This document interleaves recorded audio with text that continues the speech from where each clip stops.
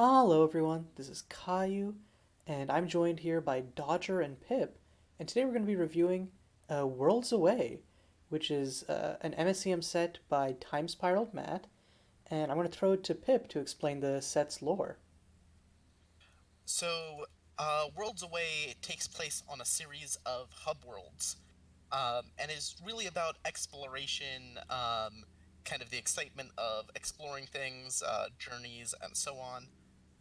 It has some mild sci-fi elements, since it's kind of spacey, um, but in general, it does a really good job of kind of blending the flavor of fantasy and sci-fi and this kind of wild discovery. Like, I think this set has more instances of the word expedition or journey or discovery or adventure or similar words than any other set.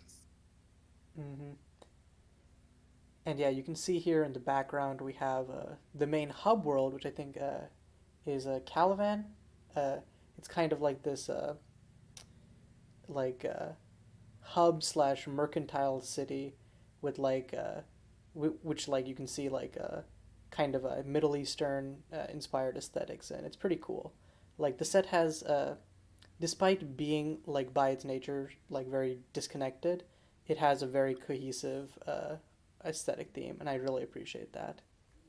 But yeah, it's also a dope set mechanically. So Dodger, do you want to talk to us about the mechanical themes? Yeah, for sure. Worlds Away, kind of in junction with the whole like exploring theme, lands are a very important like focal point of the set, and that's most easily evidenced by the main mechanic Wanderlust.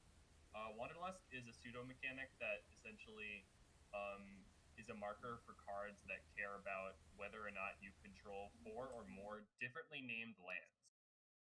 And I think anyone who is familiar with the MSEM format should be familiar with this mechanic. Very many of the Wanderlust cards are very powerful and have been fixtures of the MSEM format for some time. And it also affects a big chunk of like how you build your mana bases in MSEM. The other major mechanics in the set are Aetherize, which is a mechanic that it's an action keyword. When you do it on a certain creature, or I think it can be on any permanent theoretically. Correct. You create a copy of that permanent, and then you immediately exile it. So basically, this is kind of used as a way to trigger enter the battlefield effects, but like also triggering other stuff. Like um, maybe cares about like anytime any creature enters the battlefield, or you can trigger that sorry, it's like a blink effect, but it won't always like make your creature leave the battlefield. So it works with like auras and counters and stuff. Yep, Um, which is like super important with like the what you're gonna mention the aura shaper theme, but also just like um, makes it that like you don't have to worry about losing plus one counters or other attributes on that creature. So it yeah, And it opens up also like an means interesting yeah. it can't be used as like a in response to removal blow you out, which I think is also kind of important balance wise for a lot of these right, numbers.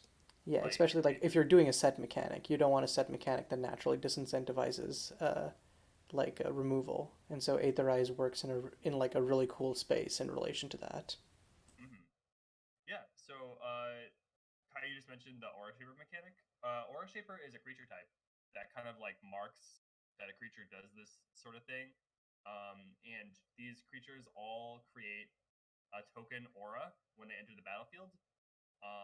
And those auras can range from pretty simple on commons to being like pretty powerful and impactful on rares. And uh, coincidentally, or maybe not coincidentally, these aura shapers are usually pretty good to Aetherize. Um, and I believe so. The one other thing that is important to note about this set is that it has a bonus land sheet of about like 50-ish lands, I think. Um, and they're all like pretty powerful lands and pretty unique designs. So I think the land sheet kind of represents like a bunch of different like cool worlds that you can travel to. And these lands show up in place of the basic land in place of the basic land slot in Worlds Away packs. Um, Okay, yeah, and cool. a bunch of those. Yeah, believe that's all for the mechanics of Worlds Away. Yeah, and I think with that we can get into a card by card discussion of the most relevant cards so far for MSEM and the cards that we think have potential. So the first one up that we're going to be discussing is Transdimensional Visitor. Colorless and cost. Um, and it's just a 2/2, but what's important about it is that it has an alt cost of being able to free cast it by exiling a land from your hand, which it's good for like aggressive decks. It's good for decks that for some reason want a free creature that isn't a silent wanderer. Um, so I think that like there's definitely like niche uses for this, but there are uses nonetheless. Like there are definitely also like there isn't cohesive enough or like powerful enough synergies for this yet, but there are cards which care about colorless creatures. So if colorless aggro ever becomes a thing, Transdimensional Visitor I think is like an easy include.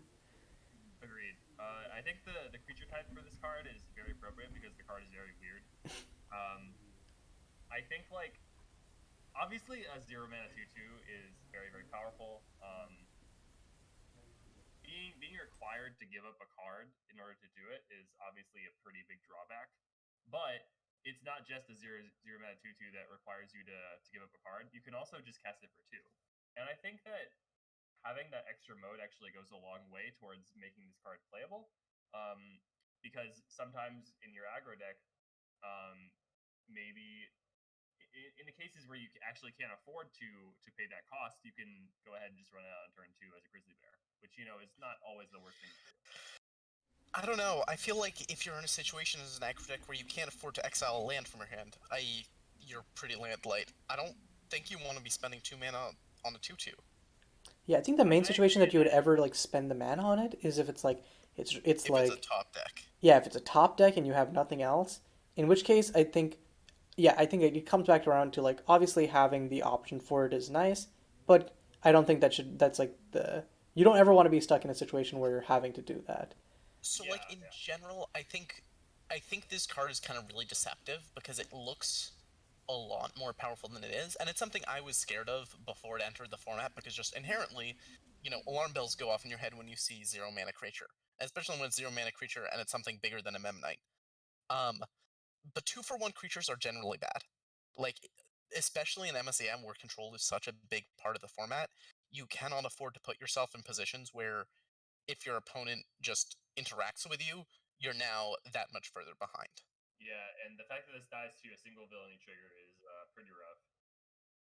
Yeah. I don't know. It's one of those things that if we ever have an 8 whack deck that becomes playable, I think Yeah. this is very exciting. Because free creatures synergize great with bushwhackers. We do we do Especially have the things. new Bushwhacker from LVS, so I could see someone trying that. We don't have the Yeah, eight. we do have another bushwhacker. We have like another one from Storytime, right? Jack is a bushwhacker. Oh, that's true.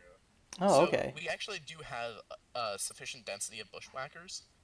So maybe this is worth exploring in that shell, but I think that's kind of the only one where you need to be an aggro deck that has become so linear it is effectively a combo deck, and you Right. no longer care about the card disadvantage of this because you're just hoping to kill your opponent before. And if something goes wrong, if they interact with you, you weren't expecting to win anyway. Yeah, yeah. Hmm. Okay. Okay. Should we move on? Yep. So the next card is Scion Expedition Cap. You want to take this one, Dodger? Sure. So, Psione Expedition Captain is a 3 mana white creature. Costs 1 generic, 2 white. It is legendary, which is important. When it enters the battlefield, you create a 1/1 scout creature token that's all colors. So this is a token that shows up a lot in this set. Um, and then you choose either flying, first strike, or lifelink, and it gives all of your creature tokens the chosen ability until the end of your turn. And the kicker is whenever you attack with Psione, you Aetherize it. So just to refresh, Aetherize means you create a copy of Psione and then immediately exile it. Um, she is legendary, so you will have to choose the original Psione for the legend rule, but you'll still get the Enters the Battlefield trigger, which is the important part. So in general, how this card will play is you drop it, you get a 3/3 and a 1/1, and then essentially whenever it attacks, you get to make a 1/1, and you get to give all of your attacking tokens one of those 3 abilities, either flying, first strike, or lifelink. I think one cool thing being done with her is that it doesn't specify her own tokens. So if you have something that's creating big creature tokens, you can often use this to either like just swerve all of their blockers with flying, um, or just like gain a bunch of life to stabilize. Um, Also, is like she's no Brimaz, but she's not awful either. I think like if you're in a more aggressive deck, she does have her uses. Yeah, I really like the comparison to Brimaz, and I think in some ways Scion is better than Brimaz. Even if she doesn't have quite as good of a body, the fact that she makes her token on ETB and then is giving them a bunch of keywords that aren't vigilance, I think is a huge plus. Mm-hmm. Yeah, I I don't agree. know. I think the main weakness that Scion has is she's a little bit slow to get going, and she's very vulnerable to a lot of our different removal. Um, but in general, I think the card is uh, fairly solid for a lot of these mid-range shells. Mm-hmm. Yeah, I Yeah, feel that if you're running this card, you probably want to be running other token makers. yeah, and Yeah, I unlike would not run this alone. yeah, and unlike Transdimensional Visitor, Sion has seen play in Aetherized Aggro and the Lashardor Avatar of Plume Deval deck. Neither of which I think has made like big splashes, but they're both still like solid decks from what I've seen of them. Cool. Okay. Yeah, next card. Yep. Pip, take it away. All right, so next we have Farmwander Guide. Um, so this is a card that actually initially wasn't really on anyone's radar, and then it actually got a rebalance where it traded converted mana cost with a card we're going to talk about later, Zendina Envoys. And I think that actually made it a lot better. So now that it's a one drop, um, I think this is actually a pretty interesting flicker engine. The fact that it can't save your creatures, I think, is the main thing holding it back, but it can give you a consistent source of value if it sticks around. Yeah, I think the fact that as a one drop, it has like a reasonable body for a one drop. That like if the ability is good enough, then you would want to include this in some kind of like aggressive white creature deck. And being able to give those kind of white decks longevity is something that White Weenie often struggles with. You know, like being able to still generate good plays after your hand is empty, or being able to only commit a couple threats to the board and then still being able to do stuff with your mana without playing into a sweeper. Both of those things are things you can do with this card. Yeah, it slaps. Um, So the next card is Grand Expeditions. This is also a one mana white card. But what this does is whenever a creature enters the battlefield for the first time, or under your control for the first time each turn, you create a 1/1 scout token. So I think there was like a similar card in another format called Travel Together. And I think, like, from seeing how both of these cards have played, just being able to make like an extra creature off of all of your other creatures. Um, it isn't backbreaking at all, and but like I think it's definitely like a solid value engine. It's just how I feel about it. Uh, Yeah, Like I I don't think know how this to card's talk about this one. Is so I feel weird like starting so off on this it, but card, yeah. in my experience, has been the engine for token-based aggro decks. Um, But the problem is yeah. those decks aren't super great, and they wanted to like I think this is a little bit too grindy for how those decks want to play. yeah. Well, Um, we'll see what Pips thinks. But yeah. so my initial take on this is that this card is very good in an archetype that is very bad right now. Which is like the red white, maybe red white X token decks. Where if you go this on turn one, into like another one turn two and a one drop token making spell, it's a very good investment. This needs to make one token to break even, and two tokens to feel good. So you're expecting to try to have two different turns where creatures enter under control after you play it, which isn't a huge ask, but it does change what decks it can go into. Like I don't think I would play this in a deck that wasn't interested in running raise the alarm style effects. Mm. Um, the main problem is those decks right now just fold to the sweepers in the format. Um, People haven't figured out a good way to play play them such that they can beat sweepers. And sweepers, like the reason those decks initially started to do very well was because they lined up very well into the kind of more edict heavy format that we had. Because they could play like a couple valuable creatures and then a bunch of small things, and just the valuable creatures would be basically invincible. But since, as of the past couple of updates, now that Pithwell is in the format and all sorts of other things, you don't need to be all in on edicts. You can actually run point and click removal again. And so I think token decks, they hose point and click removal, but they're bad versus board wipes, and that's just not where you want to be in an aggro deck right now. I could see this maybe in like because we have like soul like I don't think this goes in Soul Sisters, but then Soul Sisters builds have been like playing more and more planeswalkers recently as like ways to kind of still have value on the board post wipes. I could see Grand Expeditions maybe going those types of decks because like getting an extra creature with each Sigora Tam activation is not nothing. So if you're trying to like swerve like wipes, then I guess that this could go in that type of deck. Yeah, I also think that a big problem with this card is that like the difference between playing it on turn one and not playing it on turn one is pretty massive.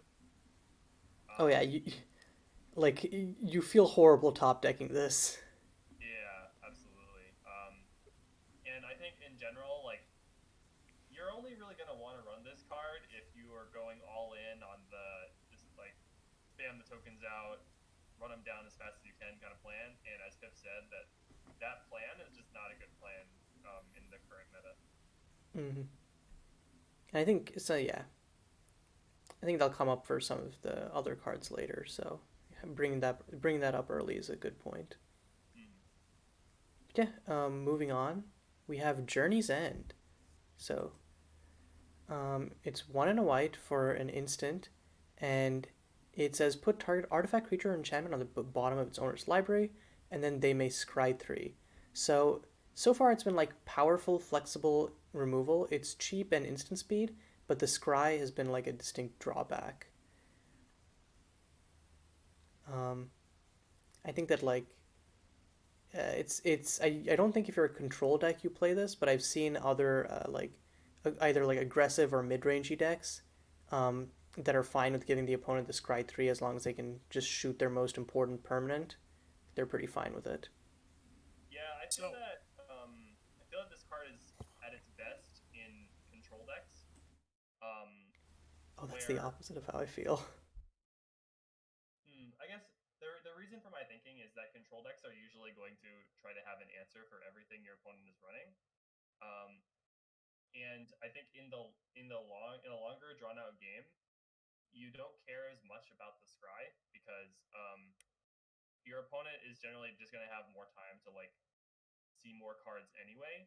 So the overall impact of the scry is less.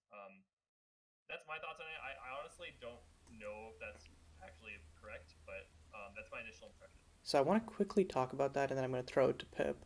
But Yeah. my feeling is that like in control, you want to like maximize the number of draw steps in which your opponent has dead draws because you are like naturally you are also going to have like draws which like you draw a land when you want to have an answer, so on and so forth. You will never have infinite answers. You just have tools to make sure that you have like a density of them, and then you hope to close out the game before you need any more. And I think that Journey's End making it so that your opponent can tailor their next few draws to like for the most part they can tailor the next few draws to be exactly what they need. It's not a tutor, but so with because what I'm saying makes it sound like one, but um, it makes it allows them to like line up and plan their next few turns much more efficiently in a way that I think you don't want to be doing in like control. Like you definitely want flexible answers, you want instant speed, you want cheap, but we have better options than a Journey's End. That is fair, yeah. so I think I'm actually inclined to agree with you after your explanation. I think I actually agree with Dodger in the sense that, Caillou is saying it's not that good in control, and Dodger is saying it's not as good in aggro and mid-range, and I agree it's bad in both of those archetypes, i.e. I don't think there's an archetype where this card is good. Um, I think if you're playing Journey's End, you should instead be playing Pithwilt, and if you don't have access to Pithwilt because you're not in black, that's a mistake. you should be playing black probably. In general, the Scry 3 on this card is such a huge drawback. Like, I played a bunch of Ninhasir before Ninhasir got nerfed, and the Scry 3 on Ninhasir's March um, was usually felt close to drawing a card. You just can clear away so much junk from the top of your deck that it vastly increases the chance that your next draw is live. And in a control deck, that's really bad because one of the ways you beat aggro is you answer their last threat and you hope to get at least one turn where they don't top deck another threat. Mm. And if your opponent gets the ability to set up their next threat, it's just a nightmare. And I feel like in general, if you're, aggro or mid range, if you're bringing this card in, it's because your opponent has specific cards you really don't want to deal with. And I think giving them 3 scry to find something else is just so ludicrously dangerous. This is a card I was super high on before it entered the format. Very much in the same way that I was really high on Bewitching Vapors before it entered the format. But I think it is very likely that Once Shunned, I think is just better than either of those effects. And I'm not convinced Once Shunned is that great either. But I think Journey's End is a big mistake to be main decking, and I think it's incredibly dubious in sideboards as well. I agree with all of that, but I'm gonna give a quick caveat that I think that if larger artifact and enchantment based strategies become more prevalent as like an answer or quote unquote answer to prevalence of Pithwild, I could see this coming out because then that would swerve Once Shunned, Sand Scatter, out of body experience, and if you're like and like I there was a thing about like if you're not in black, be in black. But I think there are naturally going to be some decks which aren't, and so I think if that sort of thing comes to pass, I could see Journey's End being played more. I just think if Yeah. you're in that spot, you should be running, something that's more just like a disenchant. Like, just give up the fact that you need your same card to hit both creatures and artifacts and enchantments. So like a Or, dockyard swindling type thing. yeah. Like, the big thing is, imagine you're sitting in the control deck seat, and you cast this on your opponent's threat, and they look at the top 3 and they go, okay, top, top, bottom. How likely do you think it is that you're going to survive the next 2 turns?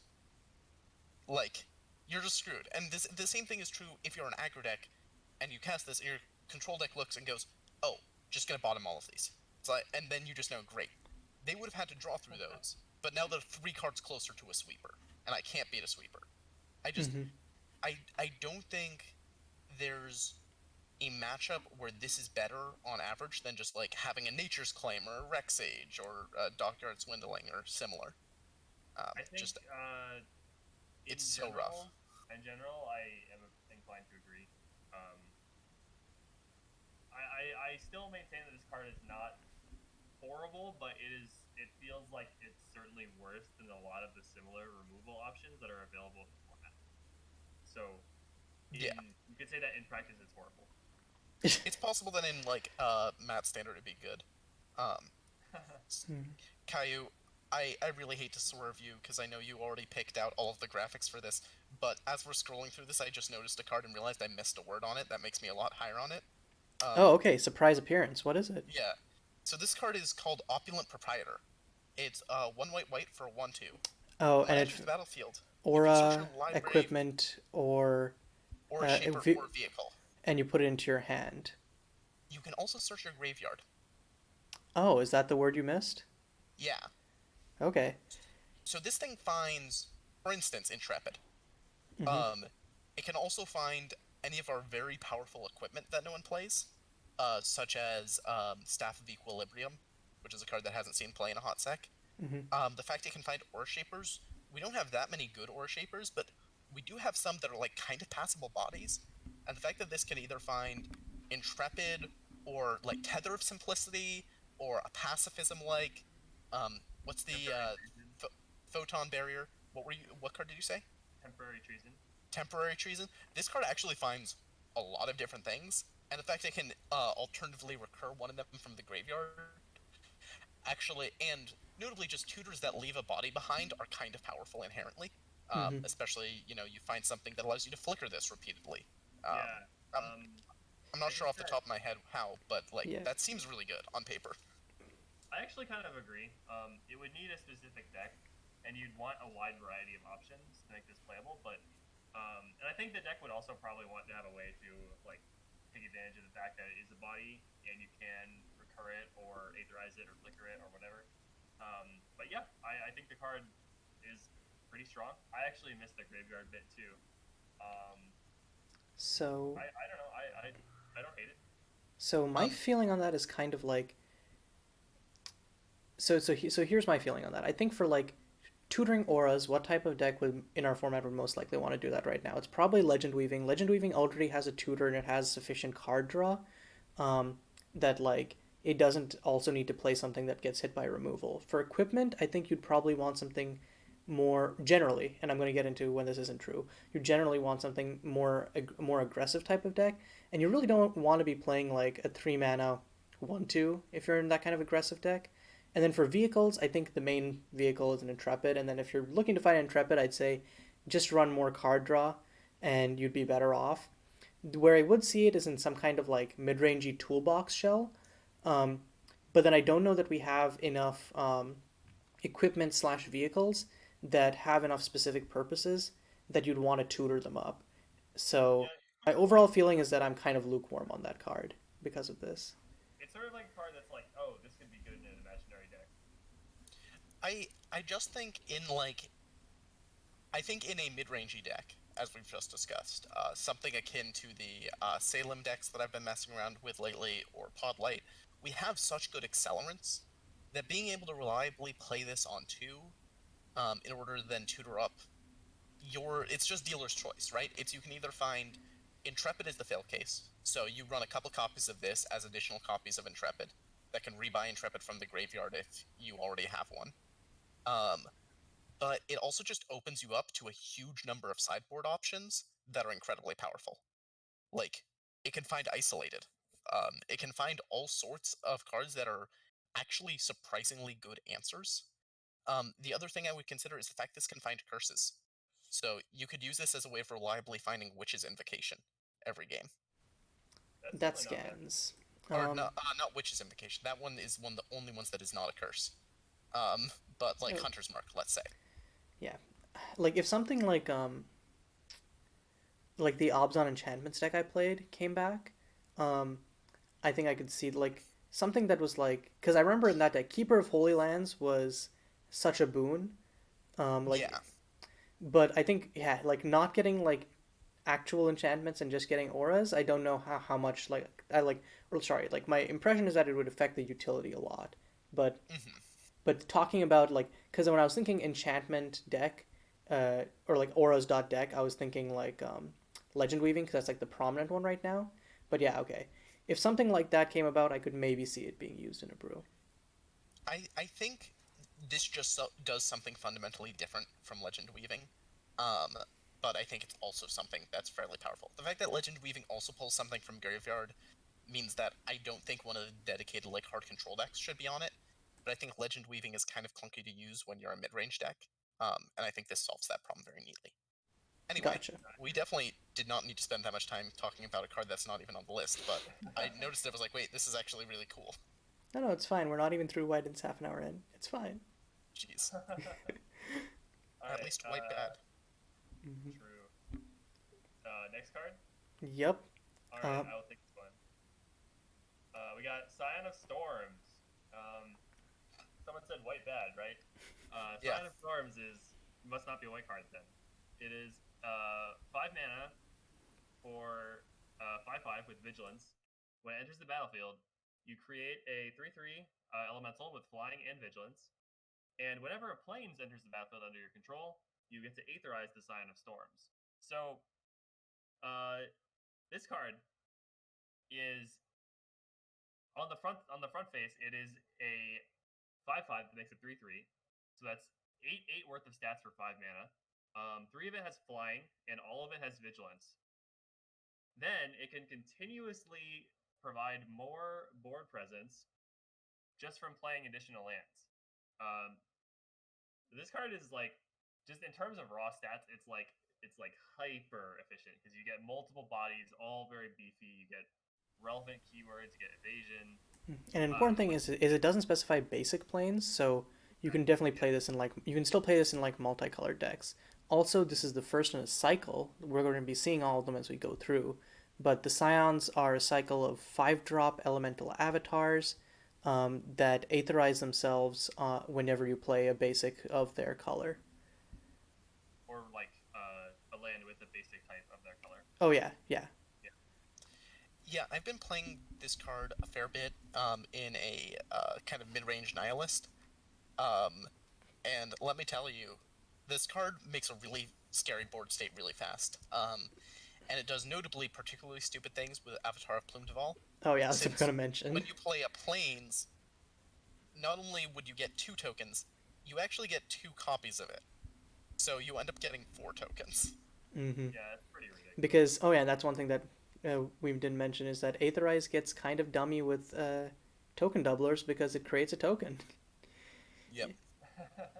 Um, Sign of Storms is a fairly impressive card, and I'm curious if there are other ways of abusing it that people haven't really explored yet. Um, I was considering trying it in a Manifest Memories shell, but the deck kind of never came together.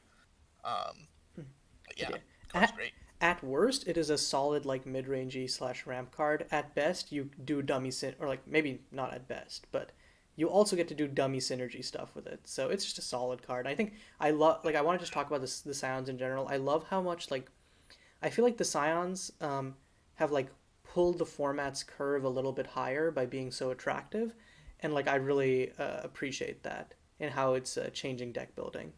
Yeah, I think actually, given the recent meta changes with the introduction of Pitwill into the format, the Scions are probably something that decks should be looking to include more, assuming they're castable and like you can enable them. Because like dodging Pitbull is obviously such a huge boon, but they also come with a great amount of value on the front end, and then like continuing value the longer they stay on the board. So I just think any deck that can run a Scion in them probably should. Yeah, and like one last thing before we move on, like I just in addition to what I was saying before, I also like that like I feel like sometimes it can feel hard to make larger threats or like rampy threats for constructed formats, and to make them viable, you feel like they have to be pushed in ways that like don't read well or they're like wow that's just ridiculous.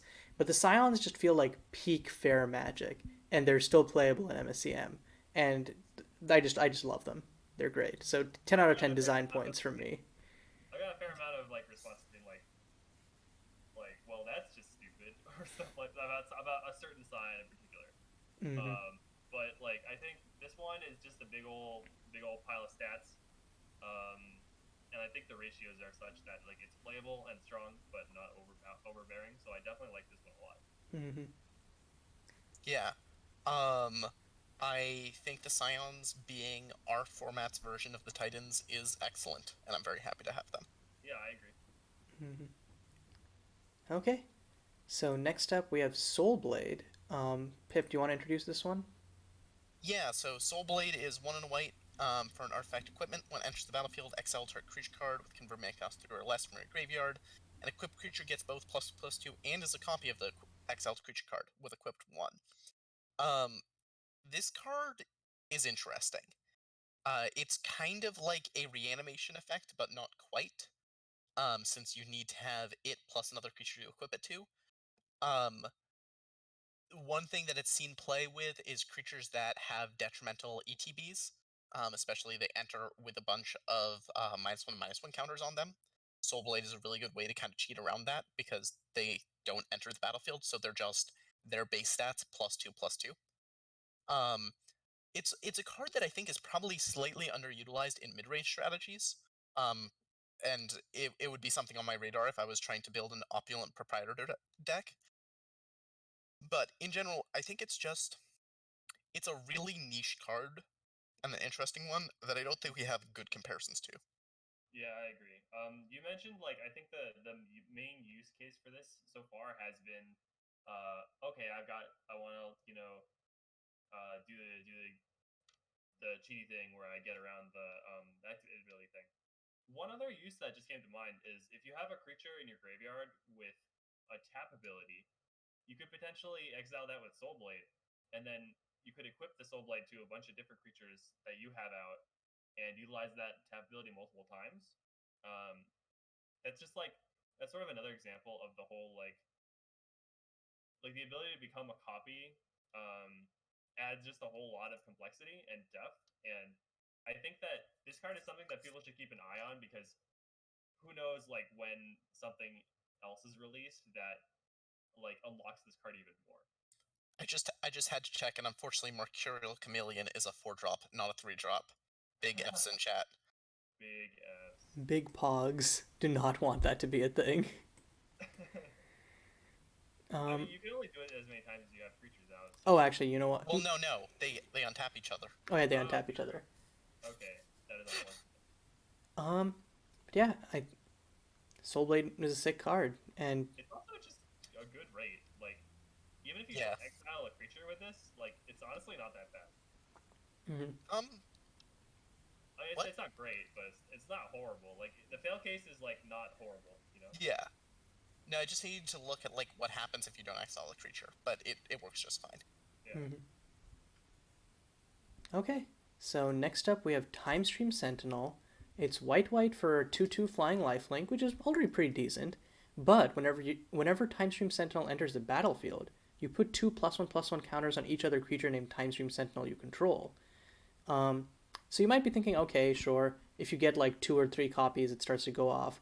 But really, this is a secret synergy with Aetherize, because that also counts as a creature with the name Timestream Sentinel.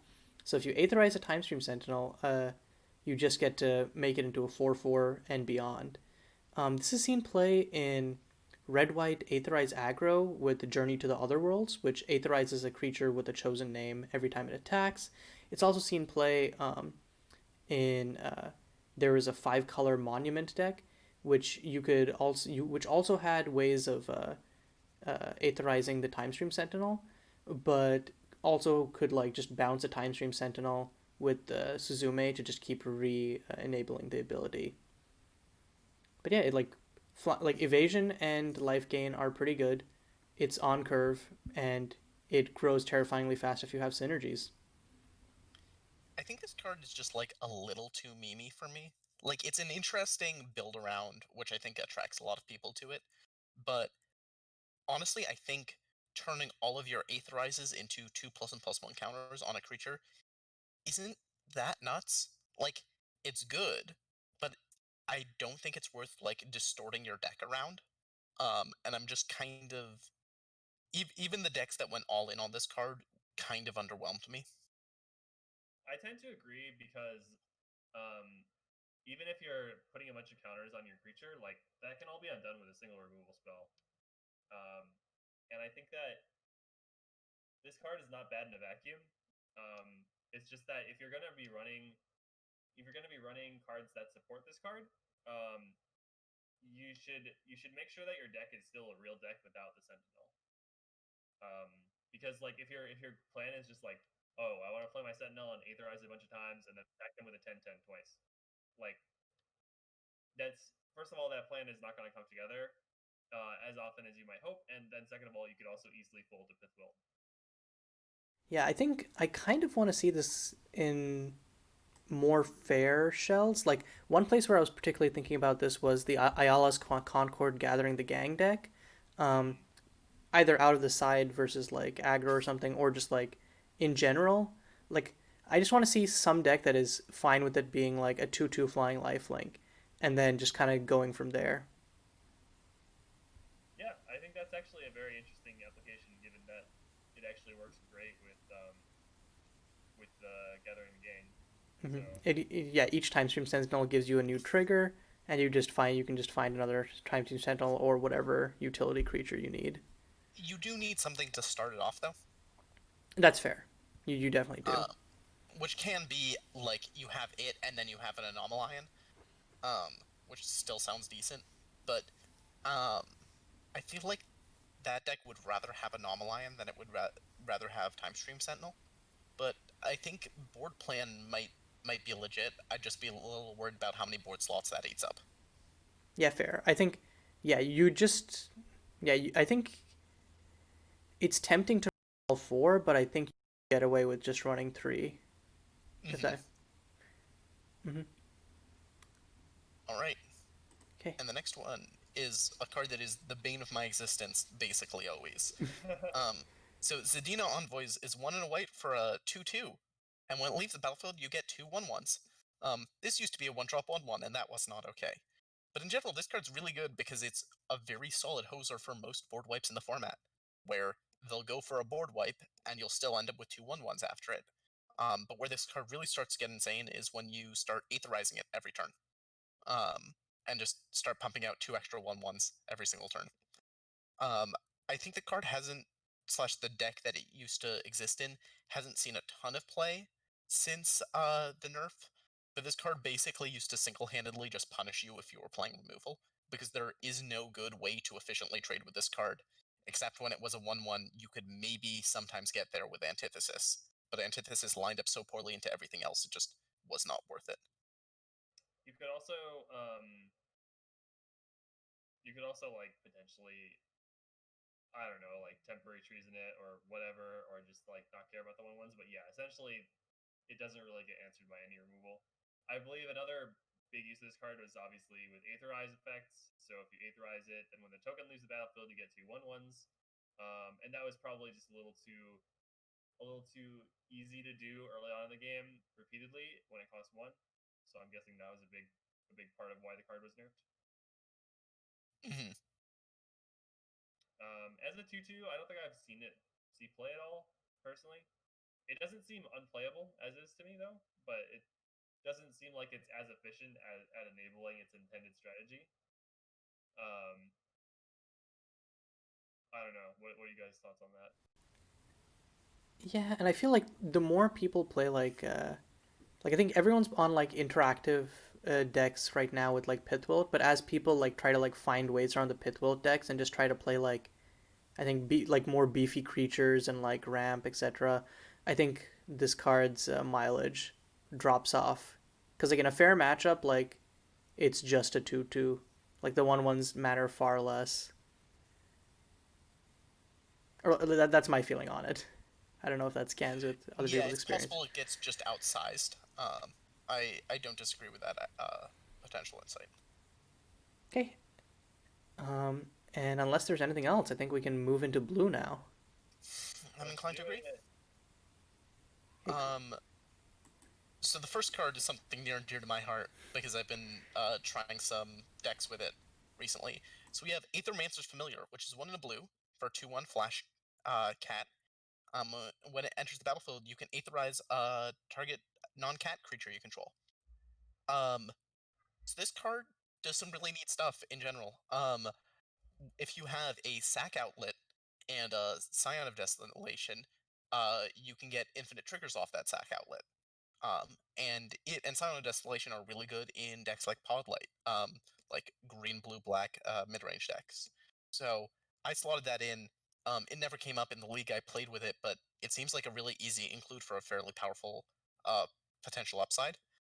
This card also does infinite things with a card we're going to get to in a little bit, Prodigious Telemancer.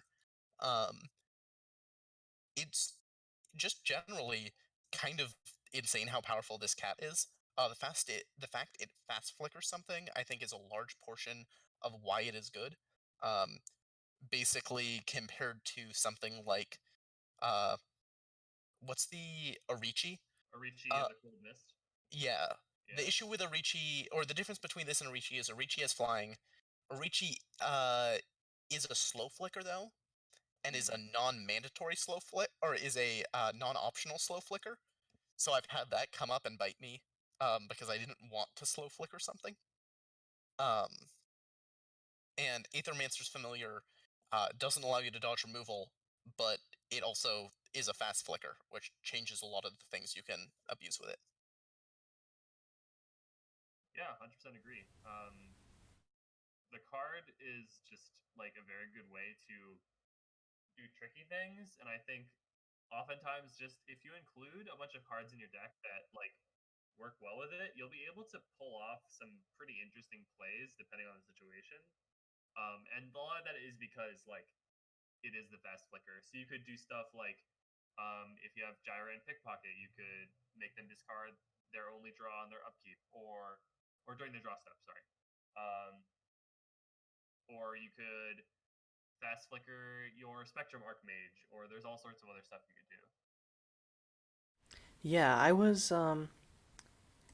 not as sold on this for Orichi when we started, like when we were making the planning for this, and then once Pip started talking about it and the options over it, I was like, maybe being legendary and having flying aren't actually that good.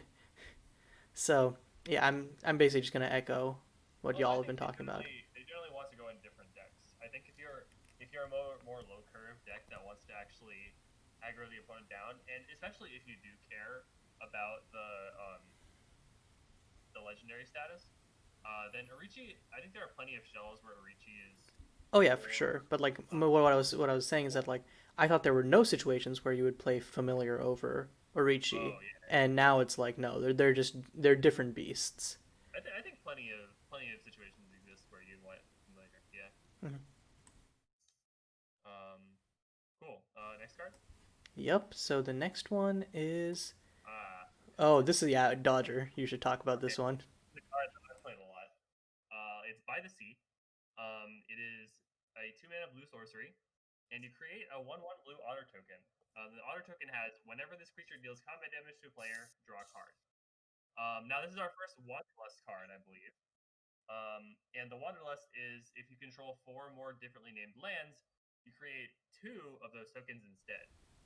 Um, Now I believe this card used to cost 1. It did, and God, what were we thinking? It seems kind of insane to me, yeah. As someone who's played a lot of this card, um, in general, the two mana mode is sometimes fine if unexciting. If you're on the play, you can drop this into an empty board, and depending on the matchup, you might be able to hit once or twice with it. In which case you got a pretty solid deal. Um, the real power of this card is obviously the Wanderlust. Once you hit 4 lands, you can pay 2 mana to get 2/1/1s that whenever they hit your opponent, draw a card. That's obviously really huge, and you can basically play the tempo game of keeping your opponent's board clear, getting in with your otters, and then drawing more cards to let you keep your opponent's board clear, etc., etc. So this is mainly going to be a tempo card for decks that also are capable of getting to 4 lands. Um, Actually, one big change though that is worth mentioning for sure is given that it's now a 2 mana spell, is that it's now castable with Cane Dancer. So if you manage to get 2 Wanderlust versions of By the Sea with Cane Dancer, that can give you a board of 4 otters, and honestly, you can just swarm past the opponent's blockers at that point, at least draw a couple cards. So yeah, the card's very strong for token strategies in blue, tempo strategies in blue. What are you guys' thoughts on it? I think this card's 2 mana mode is actually still really good. Like, Mm-hmm. it's not that Secret Thief has been a particularly competitive, or was it Scroll Thief? That's not a Scroll very Thief, yeah. competitively costed card. But when you make it 2 mana, you actually put yourself in a spot where you can start to very easily abuse the fact that it's so low to the ground, as you were Mm-hmm. describing, like keeping the board clear. Also, just if you play this on 2, if you're on the draw, sorry, if you're on the play, it dodges all of Control's counter magic, and they need to immediately kill it. Because if Agreed. this hits them once, the game will usually start to spiral out of their control. It is the kind of card that feels a lot better on the play than on the draw to me.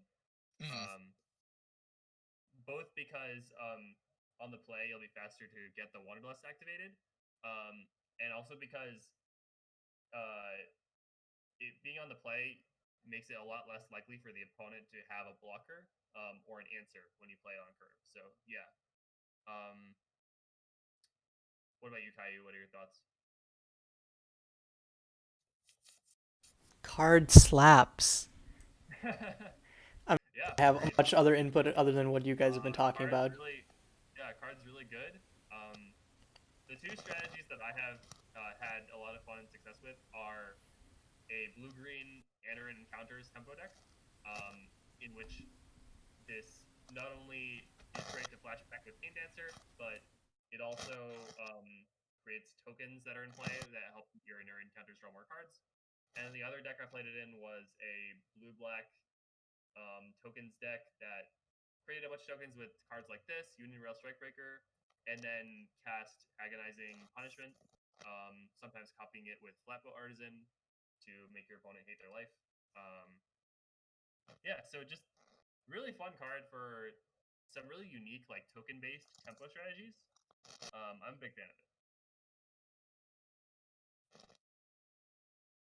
Okay, let's move on.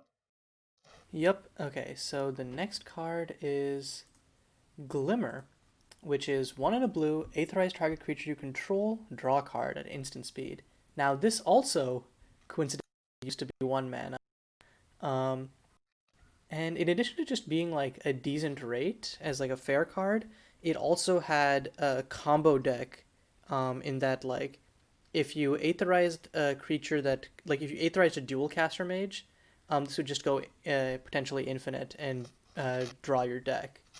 And as long as you had another creature that you could point the last copy at, you could then just do whatever nasty things our format has to do when you have an empty deck, essentially.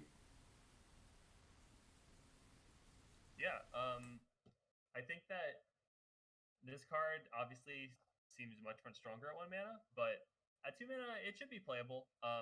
Your deck just really has to be able to get a lot of value out of it. So you need, when you think about it, like draw a card is about a 1 mana effect, um, just like in a vacuum. Although maybe it's worth a little less given that we have cards like Monkey Shines, etc., etc. So really, you need to be getting at least 2 mana worth um, out of the blink effect to make it worth it. And we'll say that given that this is sometimes a dead draw, you want your blink effect to be on average getting you about 3 mana worth of value to make this card like a solid inclusion in your deck. Would be my analysis. So like basically any 3 drop that has like a great enter the battlefield ability should be like worth including this card in your deck for. Yeah, I don't know. I think you need fairly powerful ATBs to make this worth it. Um, just because, I mean, if you go like 1 mana more, you can get something that copies something twice. Right. Um, the competition for this card that immediately jumps to my mind is Lazer's Conjuring. Mm-hmm. I don't know. At 1 mana this card was like obviously busted. At 2 mana, I feel like it's it might be good, but I just don't know where. And I'm not Yeah. particularly excited to try to figure that out because I think it's going to be underwhelming, or it'll be like fine, but there is a very notable cost to running cards in your deck that don't do anything unless you have a good creature already in play. Agreed. And you if you one, this doesn't protect the creature as we discussed with other aetherized effects, and two, if you cast this and your opponent says, "Cool, in response, I'm going to remove your creature," you're just so far behind. Yeah, you, that is really bad. you don't get the draw, you don't get the ETB, you've lost the creature, you lost 2 mana. It's a mess. Yeah. Yeah, and like Mm, with CFD Sock gone, and like I think like the combo deck is probably not going to see play. And like I don't think that it even if he was around, I don't know that it's good now that you need 5 mana to start it. Also, I think in the interim, Pocket Aces has been nerfed, so and I don't know how much that affects that deck. So, but yeah, unless there's anything else, I think we're cool to move on to the next blue card, which cool. is Isolated, um, which I think is probably a little bit how we're all feeling. What with quarantine being going on right now. Uh, So so this is. Oh yeah, go ahead. okay, Isolated is a 2 mana blue aura. It has enchant permanent. Enchanted permanent loses all abilities except for mana abilities and has no name. Um, so I think this card doesn't seem like the kind of thing that usually would make it into a high power format like MSEM. I think where I've seen people discuss its use is in legend weaving decks as a specific answer to problematic lands, because generally these kind of like enchantment based decks don't really have great answers to lands, specifically Monument of Queens, because Monument of Queens and other creature lands, you can't interact with them normally at sorcery speed. So this makes isolated like a flexible answer, like maybe you can turn off a planeswalker or even just like get rid of an annoying creature's abilities, but you can also deal with that Monument of Queens. Yeah, I think this card is fairly niche in its use, but it's very good for that niche. I also think a deck that should be playing it more is if you're in a color light blue deck. So a control deck. I don't know if it's like blue red. Probably blue red decks are best for this. The fact that this cleanly answers most enchantments and artifacts is pretty great. It's a temporary answer, of course, but like it being equivalent to an Oblivion Ring, but it can hit most things that you care about, and for 2 mana is kind of hype. Like stick this on a villainy, that's just a black permanent now. Yeah. I don't really have anything else to say. I think it's Yeah, it seems like it's pretty straightforward. Okay. You'll know if you want this card. Mm-hmm. agreed. Okay, next card. Okay.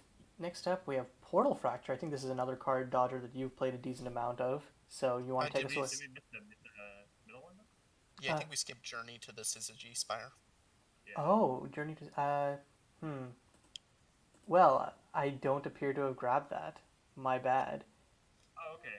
We don't have to talk about it if you don't want to. I mean, I don't. No, it's not that I didn't want to. I think I missed it when I was grabbing images. So. Just read it out. It'll be fine. Okay. I got it. So, Journey to the Syzygy Spire. It is a 2-mana blue enchantment. When it enters the battlefield, you draw a card, and then you choose a creature card name. And then the actual static effect is whenever a creature you control with the chosen name deals combat damage to a player, you draw a card. So it turns all creatures of a certain name into scroll thieves. Notably, you cannot name tokens, so this doesn't turn all your soldier tokens into otters. Damn but shame. like, damn shame. Yeah. I think that like, given that you get to draw a card before you choose a name, and like, it cantrips already, and then if you, assuming you have creatures that can like reliably hit your opponent, it's certainly possible to get a lot of value out of this card because Coastal Piracy is normally a 4-mana effect, and we've seen that effect be playable in standard with something like Find Nefthasa, right, in Canon Magic. So it's not like this card. This card definitely has scenarios where it's like very, very powerful. Yeah, one of the things I would look at would be creatures that make copies of themselves. Agreed. So one of those that kind of immediately comes to mind is a card I think we'll get to later on, which is shoot, I'm trying to remember what its name is. What's the one in a red card that makes a copy of itself if you have Wanderlust? Anyway, Not Spitfireling. it's something like that. Yeah, I don't remember. We'll get It to is it. Spitfireling. It is exactly Well, Spitfireling. Spiraling doesn't copy itself. It makes 2 elemental tokens. Oh, it doesn't make a copy of itself. Yeah. Okay, that's problematic. But I'm sure you can find something that makes a copy of itself. New Zendikar Jace. There's a Resurging Rhino. I don't know if you There's want to run that card. There's a bunch of things in TOJ that do it. Yeah. So I don't know, or like with Kinken or something. Like these sorts of effects are better the more you start stacking on top of each other. Yeah, and the thing is, like, it cantrips, so really, you only need to draw 1 card off of it to make it worth it. Yeah, that's super true. Because then it's a 1 in a blue draw 2, which we want it to be. Yeah. And then if you actually get more than that, then like that's just icing on the cake, you know. And it just means that like any additional copies of that creature you draw are going to be like they're going to be they're going to get that same effect. It's not like okay, it's not like an aura, you know. So I don't know. I think this is like for a curiosity variant. This is a very good curiosity variant. Yeah, agreed. Okay. Moving on. Yeah, and now on to another dodge card. So Portal Fracture is a 2-mana instant. It counters the spell unless its controller pays 2. And then it has Wanderlust. If you control 4 or more differently named lands, you create 2/1/1 scout creature tokens that are all colors. This card I have had described to me many times as egregious, disgusting, unfair. I've heard a lot of those things. Wow, I great think that it's testimonials. yeah, I got some firsthand accounts. I think this card is definitely very very very strong. Um, the non Wanderlust version is acceptable to run. It is certainly not great if it just didn't have the Wanderlust text and would never see play if it didn't have the Wanderlust text. But the biggest thing about the Wanderlust text is that the spell doesn't actually have to get countered for you to get to 1/1s. So oftentimes a really good play with Portal Fracture that you don't think about is like if your opponent casts a spell and they have 2 lands open, you can just cast Portal Fracture. And like if they have other cards in their hand, they have to consider, okay, do I want to let the spell I just played resolve? Or do I want to, you know, like let my own spell counter or sorry. Yeah, do I want to get my own spell countered so I can play this other spell that I want to play, right? Or like even if there's no hope of countering it, like sometimes in a tempo deck, all you need is running this out as a raise the alarm later on, Yeah, just to get those few exactly. extra points of damage in. And in a lot of cases, it's just like you can think of it as like, okay, you pay 2 mana to take 2 mana away from your opponent, right? And you get 2/1/1s. So in some ways, you could think of this as like a free raise the alarm. In some ways, obviously, like it's not a free raise the alarm, but like the fact that it's also just like a reasonably priced counter spell that you can cast it on turn 2 on your opponent's 2-drop, and it's like, okay, cool, I countered 2-drop, you know. Um, it makes this card like very very strong, and I think any single blue deck that happens to be able to interact with tokens or cares about having creatures in play should be running this card. This is like the best counterspell for any control deck or for any blue deck that cares about tokens. 100%. I would say honestly, it's also just a good token generator for a token deck, and it allows you to add some additional like utility to your token maker. So you can also think of it that way. Sorry, I've ranted about this card a little bit. What are you guys' thoughts? Yeah, I think the main struggle with this card is right now, I think it's very difficult to justify playing tempo in MSEM, because there are no combo decks. There, and a lot of the control decks are actually really good at fighting tempo decks. So you are kind of missing the things that are historically best matchups for tempo decks. Um, with that Hmm. said, if we ever see a big resurgence of tempo decks, this card is surely going to be in them very prominently. This card is basically good at all points in time. In the early game, it's a hard counter because all taxing counter magic is a hard counter in the early game. And the mid to late game, when it starts to fall off, it makes tokens. And the synergy it has with Cane Dancer is just insane. Yeah, agreed. The I don't know if I would agree that there were no that there were no combo decks because in the last GP, I remember there were at least like 3 or 4 decks that could be classified as combo. So And like like obviously, we did have a combo deck in the top four of Grand Prix Kamloops. It's not indicative of the meta in general, but like, yeah, or like how the meta might be going forward.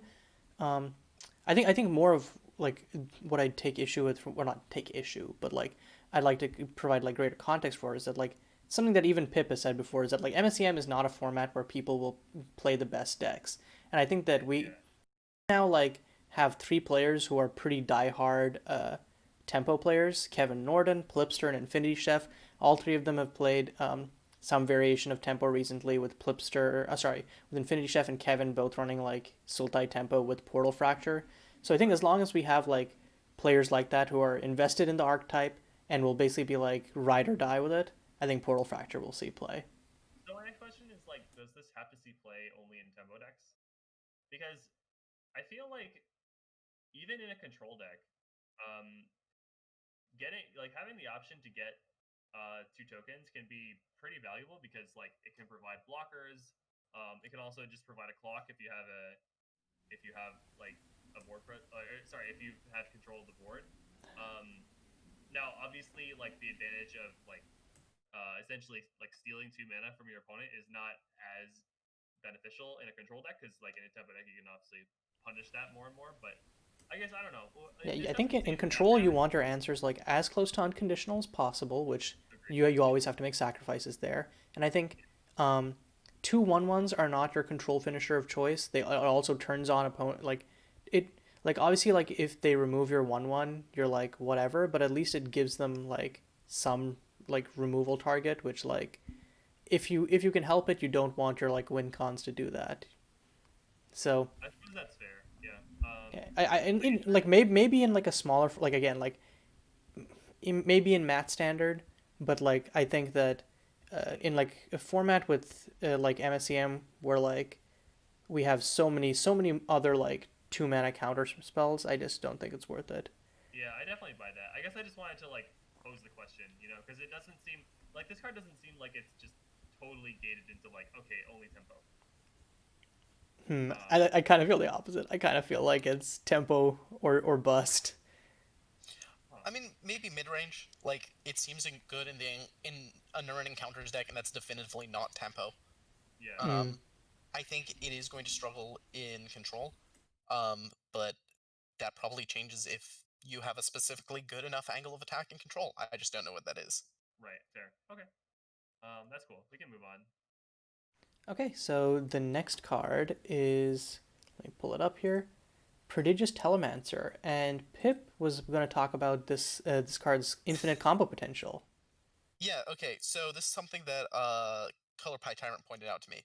So if you have Prodigious Telemancer, and you have the wonderful Aethermancer's Familiar, you can just chain through, or sorry, not that. You have Prodigious Telemancer and, Reprising Bard. You can chain through every CMC 3 or less instant sorcery in your graveyard. And if some of those are things like Oracle's Vision, you can end up chaining through your deck further and further. And all throughout that process, you're drawing cards off of the cantrips, you're getting value off of the spells you cast. So that seems very promising. Yeah. It's Especially kind of because this card's fail case is you loot every time you cast an instant or sorcery spell. right. It's kind of interesting to me, given that they just did a pretty big change to a bunch of the leaves the battlefield effects in the format, and they specifically stated that they were going to leave Reprising Bard. Um, I guess I'm wondering like how much of a consideration was the combo between Reprising Bard and Prodigious Telemancer, and like whether that's on a watch list going forward. Because changing it from like a leaves battlefield trigger to a dice trigger would shut off this combo. It was something that was on our radar, basically, but uh, Reprising Bard has had a very troubled history. And the fact that it required some additional amount of effort to turn it into a kind of source of endless value with flickering, since you usually run out of things to copy pretty quickly, Yeah, um, was something that basically we didn't force any designer to change their cards, is kind of what it boiled down to. I see. Um, and other designers opted into it. Cajun did not. Got it. Okay, fair. Yeah, I mean it does require like a decent amount of setup. You need to like truly go off. You need a certain amount of critical mass instants and sorceries in your graveyard. So like you're not just guaranteed to go infinite if you get those two cards. So I can see why like you might want to potentially leave that interaction in. Um, yeah, I mean this card. Like I guess should we talk about it in a vacuum at all, or like is it only really used for this kind of thing? I think it's only useful if you are going to pop off with it. Like, Yeah, I don't think you can justify it if you're just going to get a little bit of looting in. I think the fact it has the little bit of looting mode is good. It's what makes it particularly playable. Because it's not embarrassing outside the combo, but I think you need to have the combo. yeah. Well, okay. I mean, like I was just saying, like maybe you have a deck that you're running Refreezing Bard and this in your deck, but maybe sometimes you don't draw Refreezing Bard, so this card could still be reasonable. You can play it as like a small body. You get a loot effect, and then um, being able to Aetherize itself or Aetherize like another good Enter the Battlefield ability repeatedly is not exactly the worst thing ever. Um, I don't know. Yeah, I think we all know where we stand on this. Um, should we move on? Yep, I think that would be a good idea. Next up, we've got Saddled Scuttleback, which This will never see play in MSEM. I solely included it on this list because one, look at how cute that crab is, and two, look at that text box. When Saddleback enters the battlefield, search your library for crab, fish, jellyfish, kraken, leviathan, merfolk, nautilus, octopus, oyster, pirate, seal, serpent, spawn, squid, starfish, trilobite, turtle, whale, or island card. Reveal it, put it into your hand, then shuffle your library. Like, Yeah. So wow. this is actually the card that got me into MSEM, I guess you could say, Oh, wow. It was on because CM, wasn't it it? was it was it was posted on the Custom Magic Reddit, Yep. and it was like, oh, you can play this format to play cool cards like this. And I was like, what is going on here? So I looked into it, like that's how I ended up like finding out what MSEM was. So this is the first card I saw from the format, which is kind of interesting. I think it is probably not ever going to actually see play, unfortunately, um, unless we get more kinds of cards that it's a toolbox card, right? And we just need more introductions into more tools in the box that make this worth running. Because obviously the 3 mana 3/1 is not exactly the best body. Um, it's not like it has no use cases right now though. It can get an island, it can get itself, and also any crab. Um, there are some good pirates and some good merfolk. The rest of them, I'm not sure. Are there even any creatures with creature type seal? Yes. Yeah. In MSEM, I believe there is one. It is from Glacia, and it is a leopard seal. Let's look at this thing. Its name is literally leopard seal. Yes. It's a red bear with monstrosity 1 when you cast a spell during another player's turn. Well, that's Wild. we gotta run the skill back so we can get that on turn 4. For real though, I like this card. It is cute. It is cool. It's a fun design. Who knows? Maybe someday with format size creep, like there'll be playable cards to get in every single one of these types, and then it's OP. Uh, The but day the day that happens is the day that MSEM is solved. We're free. We all can I'm stop saying is playing. I'm currently working on an underwater set, so Hmm. who knows? Yeah. Okay. I think that we mostly just included this card to talk about like how cool it is, right? Yep. Okay, so we can move on.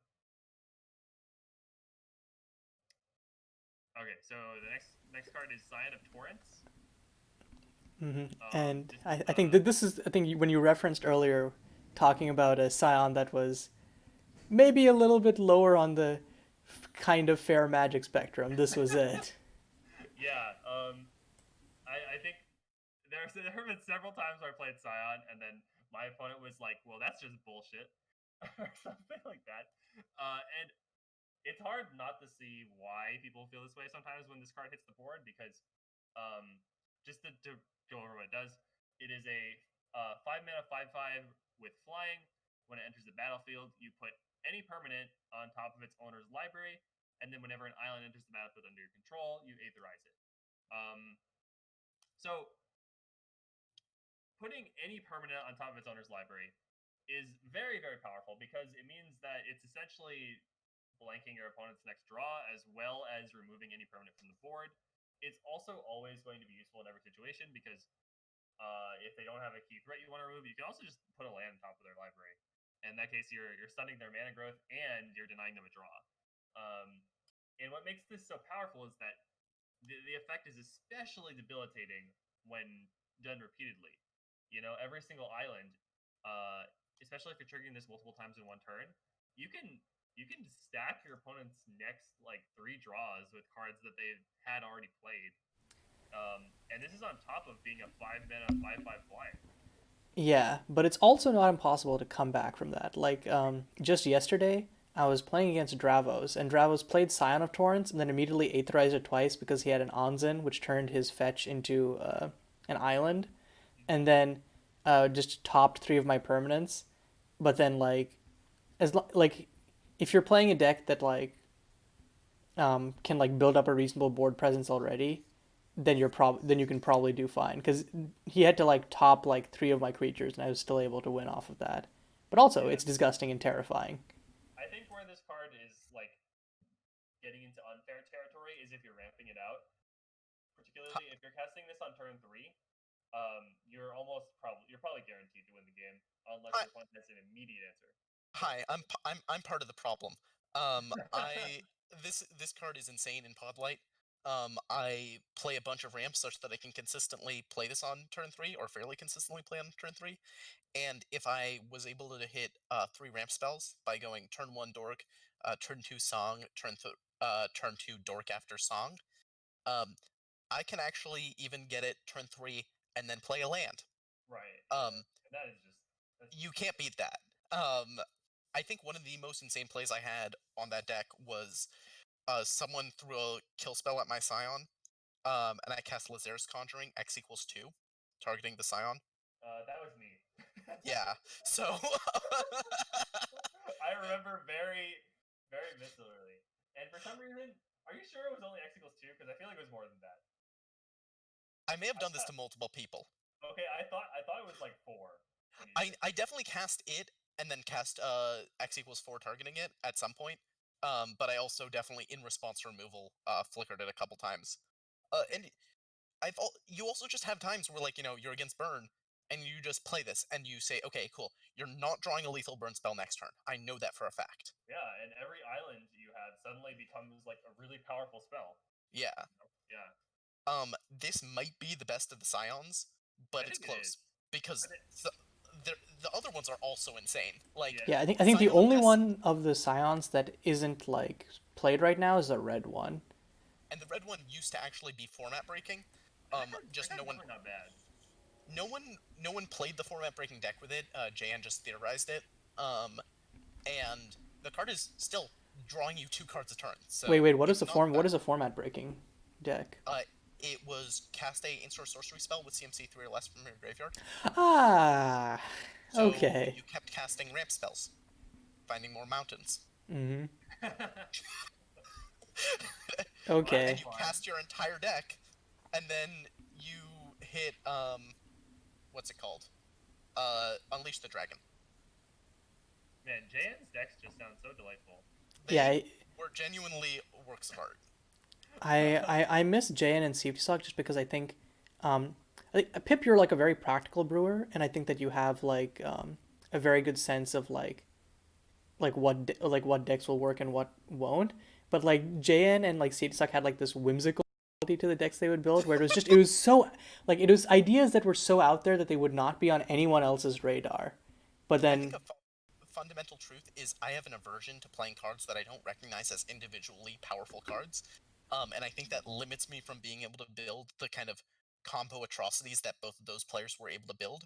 Because they would run cards that I would look at and say, why on earth are you running that card in your deck? And it's like, oh, well, it's because it's part of a 3 card combo. And the other 2 card, and I can tutor it all in the span of 1 turn. And I'm like, oh, well, yeah, I guess that makes it good, but I would never want to play that. Yeah, that's fine. I mean, like, that probably just makes you more of a Spike than a Johnny, right? Yeah, Um, probably. yeah, which is like that's a totally reasonable way to approach building decks. Um, I It's all also just, am generally of the opinion that like you don't play bad cards, just to make other bad cards better. Um, although I am definitely guilty of that a lot of the time. yeah. And it's a question of thresholds, Right. where Yeah. uh, it's one thing to play a bad card to take your other bad card and make them into okay cards, but it's very different when you're playing 2 bad cards to win the game. Right. Yeah. Yeah. Yeah. Uh, Okay. We should move on because we're on a yeah, bit of a tangent here. we're we're a little bit behind in general. oh yeah, Okay. so Next card is Sphinx of Supremacy. Yeah. yeah, I'm just gonna quickly discuss why I added this to the list. It's a 4 mana, 4/4 flyer, decent stat line. Um, with X and a blue, gain control of target non-land permanent with control with converted mana cost X until Sphinx of Supremacy leaves the battlefield. Um, so the main reason I added this to this list is for MSEDH. I do not think it is playable in actual MSEM, but in MSEDH, repeated stealing of any non-land permanent is huge. I also think that in most like EDH pods, people have an aversion to running direct interaction as opposed to like wipes or just stuff that which advances their own game plan. So if you can stick like some sort of equipment that gives like hexproof or indestructible, you can go off to the races and just start like really like hammering down people's boards. It doesn't even tap, so if they have a bunch of cheap permanents, you can just like yoink a bunch of them. And this gets Just like disgusting with steal tokens. tokens with this. Yeah, Yeah. where it's just like pay blue, steal like. So I'm Okay, I just gotta be honest. I have never seen this card before, and this seems absolutely bonkers in EDH. Just like no cap. mhm. Yep. This is definitely kill on sight level. Um, okay, cool. Next card is Syzygy Navigator. And I guess I can talk about it. It's 2 mana, 2/1 in blue. When it enters the battlefield, you may cast target card from an opponent's graveyard this turn. If an instant or sorcery spell cast this way would be put into a graveyard, exile it instead. You still pay that card's cost, so you need to actually be able to cast the card. Um, Whenever you cast a spell, if it wasn't cast from your hand, draw a card, then discard a card. So, this card is pretty interesting to me because, like, your deck needs to actually be able to reliably cast your opponent's cards, um, which can be difficult depending on how many colors your deck is running. How many different colors of mana your deck can produce. Like that's sort of a different question, I think, because sometimes your deck is running like lands that can produce any color of mana, right? And it also depends on how much mana your deck can produce just in general, because you need a certain threshold of mana production to be able to cast your opponent's spells reliably in a vacuum, right? Yeah. So it seems like there's a lot of restrictions on this, but you also don't necessarily need to be using the ETB effect every single time to make this worth it, because it does have a static ability that is not worthless. I don't know. What do you guys think about it? So the static used to just be you straight up drew a card, which kind of made this creature an ETB 3-for-1, which wasn't very okay. It's still kind of ludicrous if you run small luxuries and you can loot away small luxuries to kind of negate the discard portion. Um, I had a lot of fun running this alongside Monument, so you didn't have to pay for it, and you could just cast things more easily. In general, our format's gold mana was pretty good back then, and has gotten way better since. So I don't think it actually is that hard to pass things with the smuggle effect. Yeah. Okay. That's fair. I think a big question then is like the average converted mana cost of like cards available in your opponent's graveyard and what exactly you want to cast with this effect. I mean, I think Hmm. the most played slash most radar card right now is Pitwelt. So I think that like, as if you're assuming that on average, and I think like it just kind of like goes in most decks that are not like linear aggro or combo. So I think you can safely think that like, hey, they're gonna have a Pitwelt at the very least, and then if not, well, that's when things start getting more complicated, I suppose. Let's go to the next one, which is a card very near and dear to my heart. Worlds Away, the titular card of the set. 3 blue for a sorcery. If you have Wanderlust, it costs 2 less to cast, and it's draw 3 cards. When this was an instant, I came very close to winning a GP with it. Now that it's a sorcery, I still think it's a very good card. Um, Drawing 3 cards is kind of a magic number, not just because of Ancestral Recall, but also, like, if you're a control deck, drawing 3 cards is usually enough to find you some good action. One of the things I noticed while playing with Worlds Away is I very consistently cast Worlds Away and found another one. And let me tell you, when your 3 mana draw 3 finds you another 3 mana draw 3, it's really easy to just go off from there. Um, the reason to run this over more recurring sources of card draw is because burst card draw favors 1-for-1 decks, especially with the change to Endless Discoveries, which I think the change to the original version of Endless Discoveries, once this was a sorcery, you always want to be on Endless Discoveries. Now that Endless Discoveries is also getting reworked again, I think it becomes a little bit more ambiguous which one is better. And I think this one is still a very good option for kind of. It's less for draw go decks and more for decks I would refer to kind of as big control decks, where you just have this insanely powerful late game with threats like Iviana, and just all you need to do is get there. And one thing that I really like about this is you don't need to cast your draw spells in the early game as control decks. So cheap draw spells are much less valuable to me than big draw spells. And 3 mana once I hit turn 4 or 5 is enough that it can also hold up interaction. So it's kind of just perfect. Yeah, I was gonna say 3 mana is not exactly expensive, especially when you're drawing 4 cards. Like, honestly, that's usually something that costs like 5 or 6. And in standard formats, like 6 mana draw 4 cards has been playable, like as far back as a couple years ago. So I think that yeah, like 3 mana draw 4 cards is obviously an insane rate, and even if you're doing it at sorcery speed, as you said, you can usually, especially since once you have Wanderlust available, you should usually be able to cast it and holding up at least 2 mana for like a counterspell or something, and possibly more if you're later in the game. Yep. All right, I think we can move on. Oh wait, one last point is Unless that you have a... yeah, one last point. I think like and yeah, I think with Endless Disco being changed, Worlds Away now being sorcery, I think that we have some other dope instant speed draw spells in the format, and I think that opening up room for those and not just making Worlds Away the best one is really nice because now I think we have a nice dynamic of what to choose when doing deck building. But yeah. Yeah, I agree. Yeah, that was my last point before we move on. Cool. All right. We're now into black, so we're going to start off with Beneath the Zadina, which is 1 and a black, instant, mill 4 cards and return a creature or planeswalker card from your graveyard to your hand, and as long as it's in your graveyard, other cards in your graveyard can't be the target of spells or abilities your opponents control. So I put this in because it's a cheap instant speed cantrip if you're trying to look for specifically creatures or planeswalkers, and the anti-targeting mode is really good versus like either repeated sources of grave hate like a Purging Watchkeep, or like one-time scary cards like a Seal the Tomb.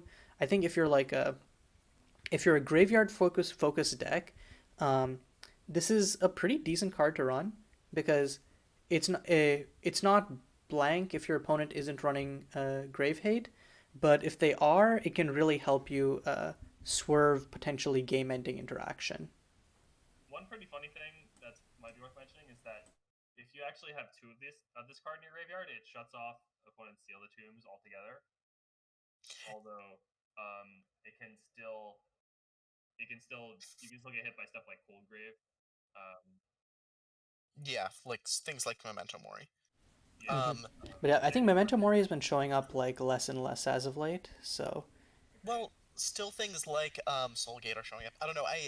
I was initially very high on this card, but I recently played against Crow, who had it. Um, and if you don't hit the second copy of this card, it's actually kind of mediocre. At the very least, if your opponent has a recurring source of graveyard hate, so I had a Purging Watchkeep, and this card did effectively nothing. Yeah, it's good against something like Seal the Tomb. Right.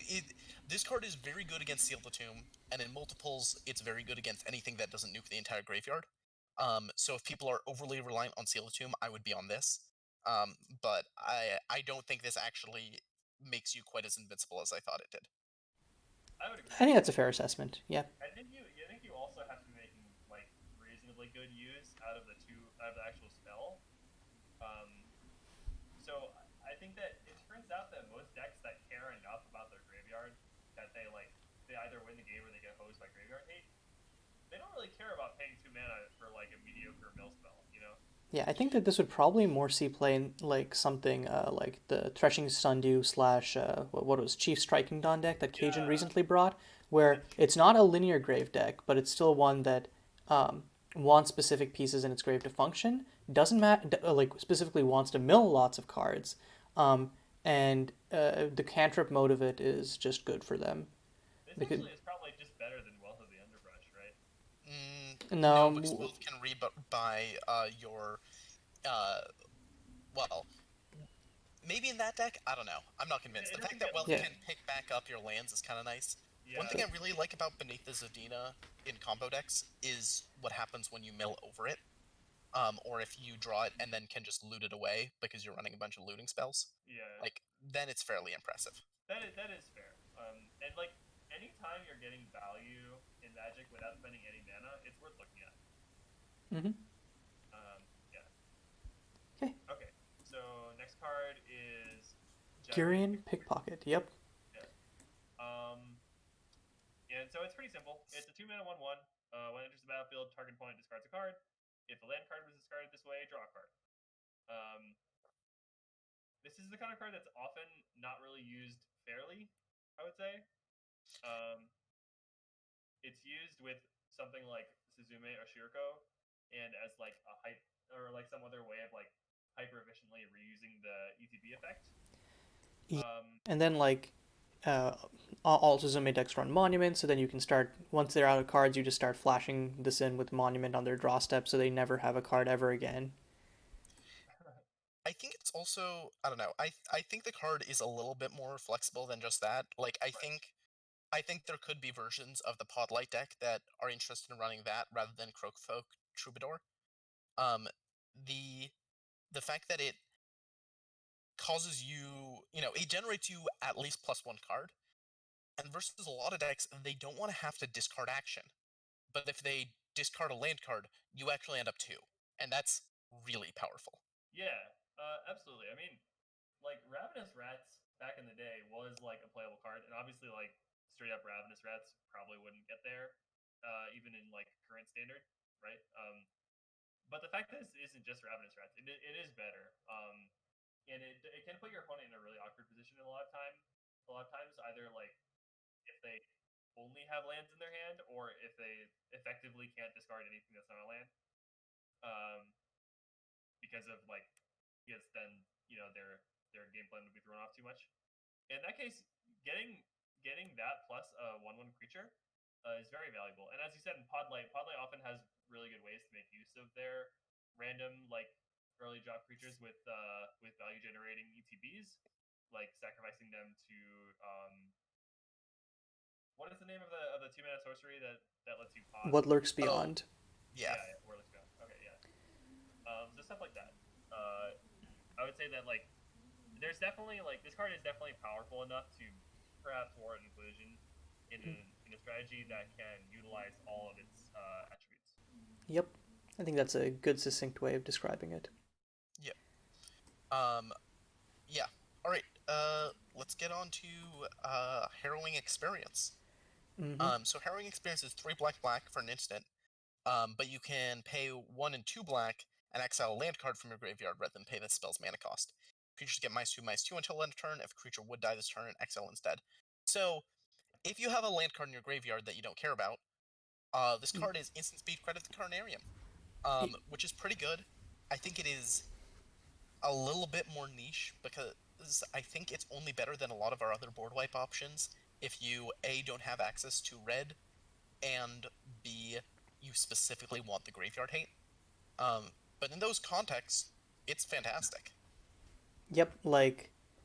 And like most decks will be running like shock fetches anyways, so you will always have land in your graveyard without having to go through many hoops. So Yeah, yeah, I think it's just like against like let's say like Black X aggro, which has recursive threats, like you just stop them dead in their tracks. I think like the problem with this card as we're talking about it is that it feels like most of the decks that might want to run this right now are more the kind of decks that would rather run Vibrant Rapture, um, because of its scalability and the ability to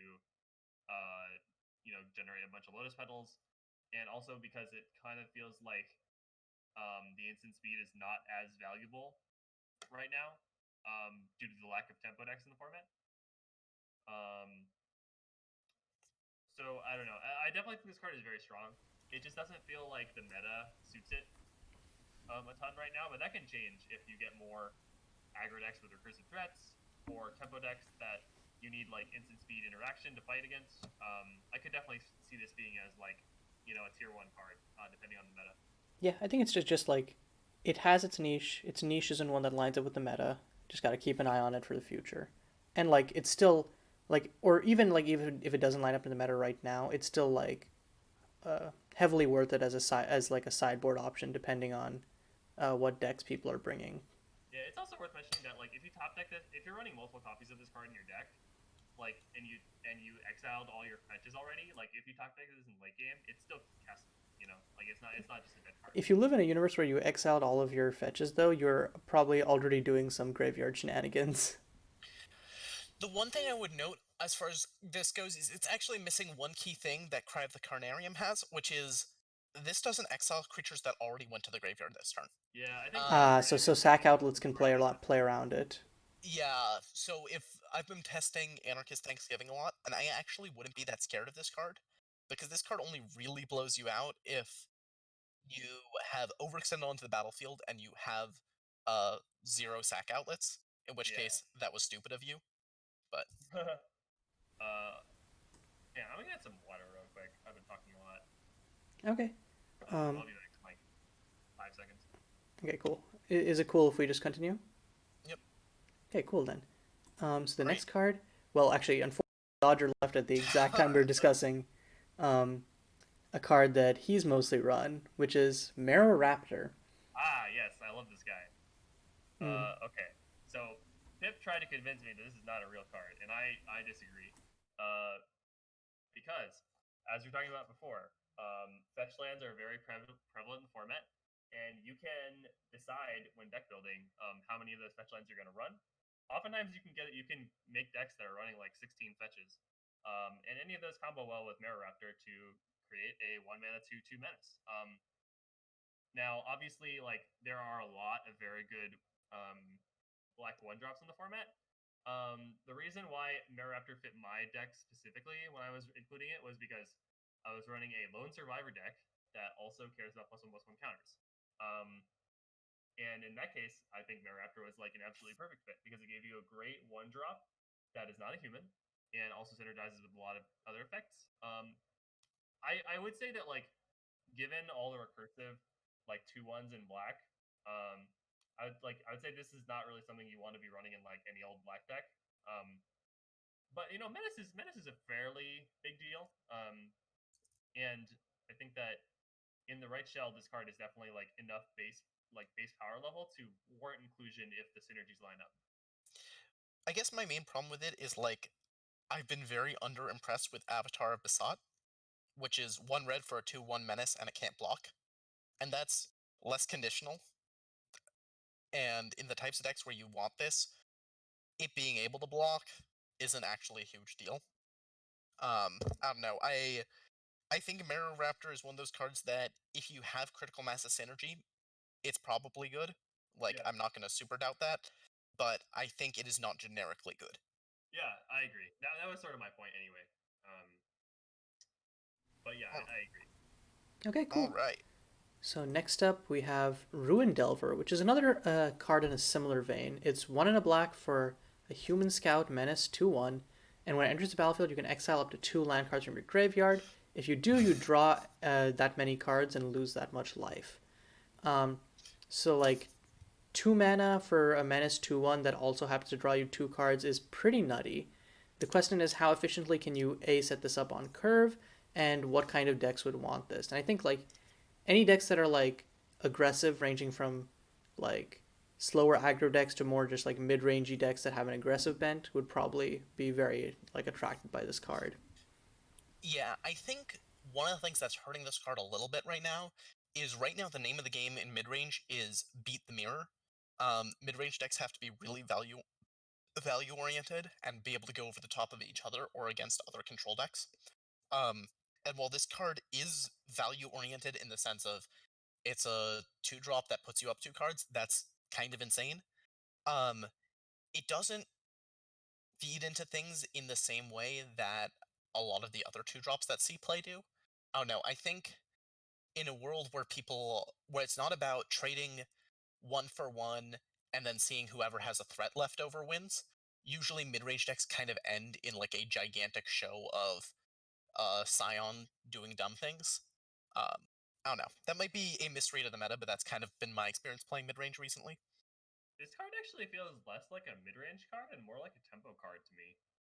Um, and by that I mean like a low curve, or rather like a tempo deck that doesn't really care about like holding up interaction, but more just about like running a low curve, and being able to use this as like a somewhat evasive creature that can also let you refuel a bit,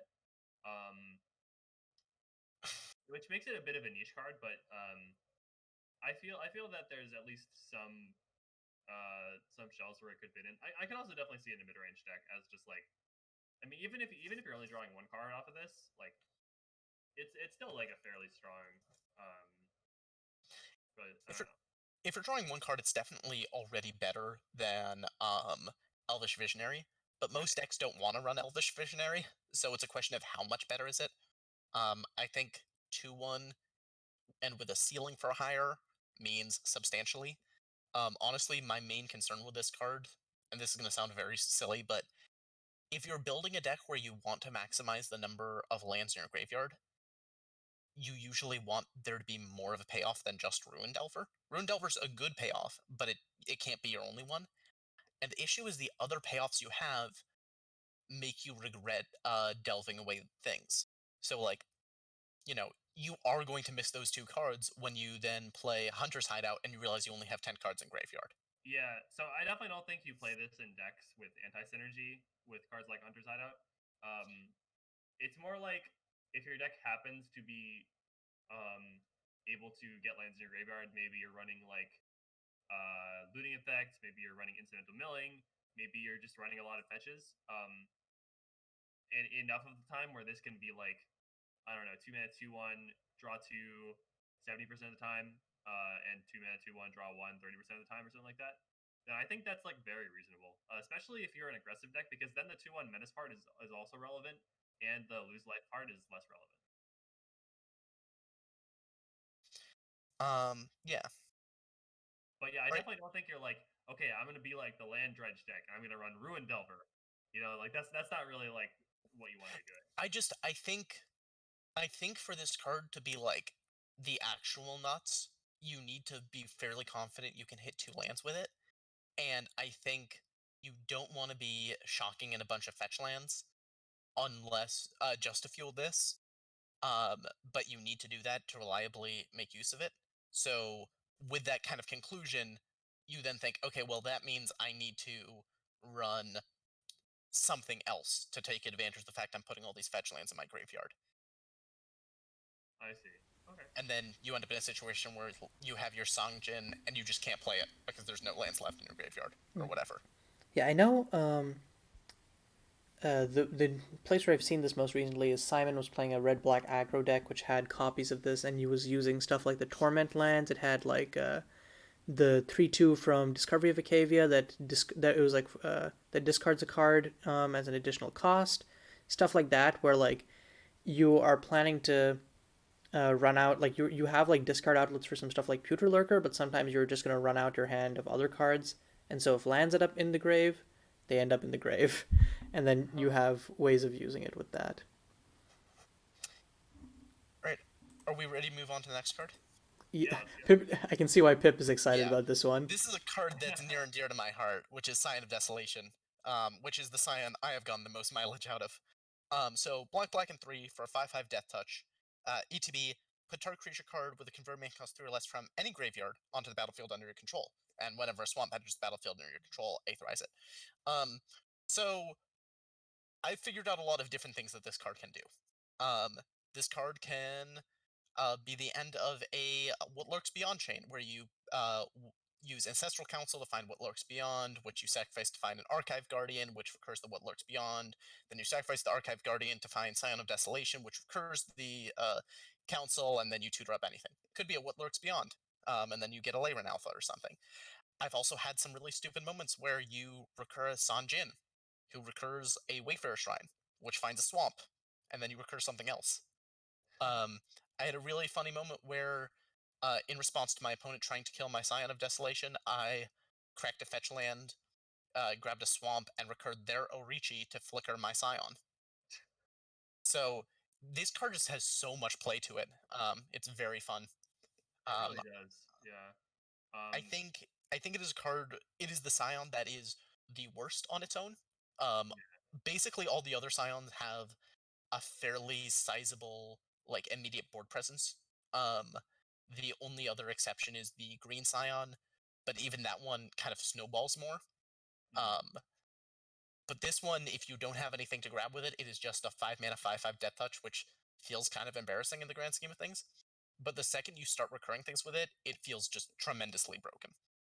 Yeah, the stupidest thing I've ever done with Cyan is if you have two Sangjins, you can infinitely recur them and and just keep getting fetches. So You get uh, all of the swamps out of your deck. yeah, It's so a great time. just I mean you can play Scion on turn 5 or turn 4 with Sangjin, right? Yep.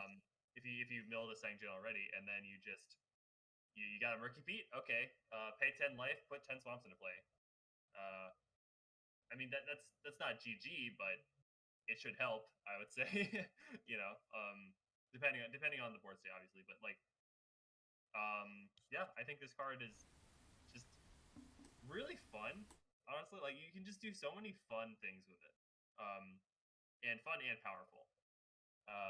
And the fact that it provides immediate value, um, which oftentimes is going to be a lot more than the immediate value provided by Scion of Storms.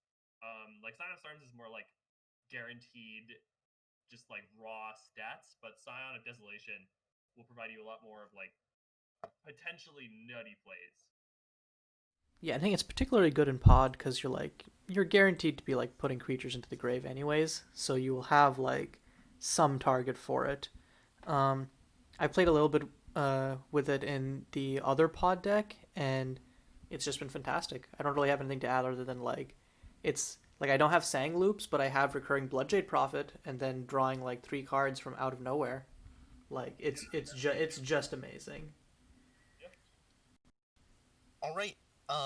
Umberlure Angler is 1 in a black for a 2/1 Death Touch. Whenever a creature you don't control dies, you may Aetherize it. This card is really weird. yeah. um, And we're not talking about the art, folks. it's it's one of those cards where it wants you to play it, and then so like I guess my issue with this card is it's really situational. You need your opponent to have creatures, and those need to be value oriented creatures with like immediate value. They can't be like delayed value things. With that said, if your opponent is playing scions and stuff, and you are able to start killing them with this out, you'll kind of snowball. I don't know. This is one of those cards that like in MSEM I think is kind of whatever. Where I think this card is probably pretty insane is MSEDH. I absolutely think this is insane in MTDH. Everything has ETB effects. Like, Yep. I mean, everything. And I won my last EDH game I played with Aldor's Finn. Let me tell you, creatures die a lot. So, especially if you want them to die a lot. So I think Unruler Angler is absolutely an insane EDH card. As for MSEM, I think that if anything, this is a sideboard card in a deck that has ways to tutor it out, like Podlight. Perhaps this is actually something you play in the Podlight mirror, because it can make it tough for your opponent to actually initiate trades with you. Um, if you are, you know, uh, if you have this out, and all of their creatures are going to have ETB effects, right? So whenever whenever they trade something off, you're going to get incidental value. I, And being a 2/1 death touch is not like it's useless. You know, it can trade with anything. You can attack into whatever board. Yeah, it makes them very sad when they swing their Sign of Desolation and you just go, oh, okay, here comes my Umberlure Angler. I think it's worse in that sort of setup than just running Curse Blood Morrigan, who I have run in Podlight before. Uh, Um, Curse Blood is a 3-drop 2/2 Menace Death Touch, and whenever a creature an opponent controls dies, they lose 2 life and you gain 2 life.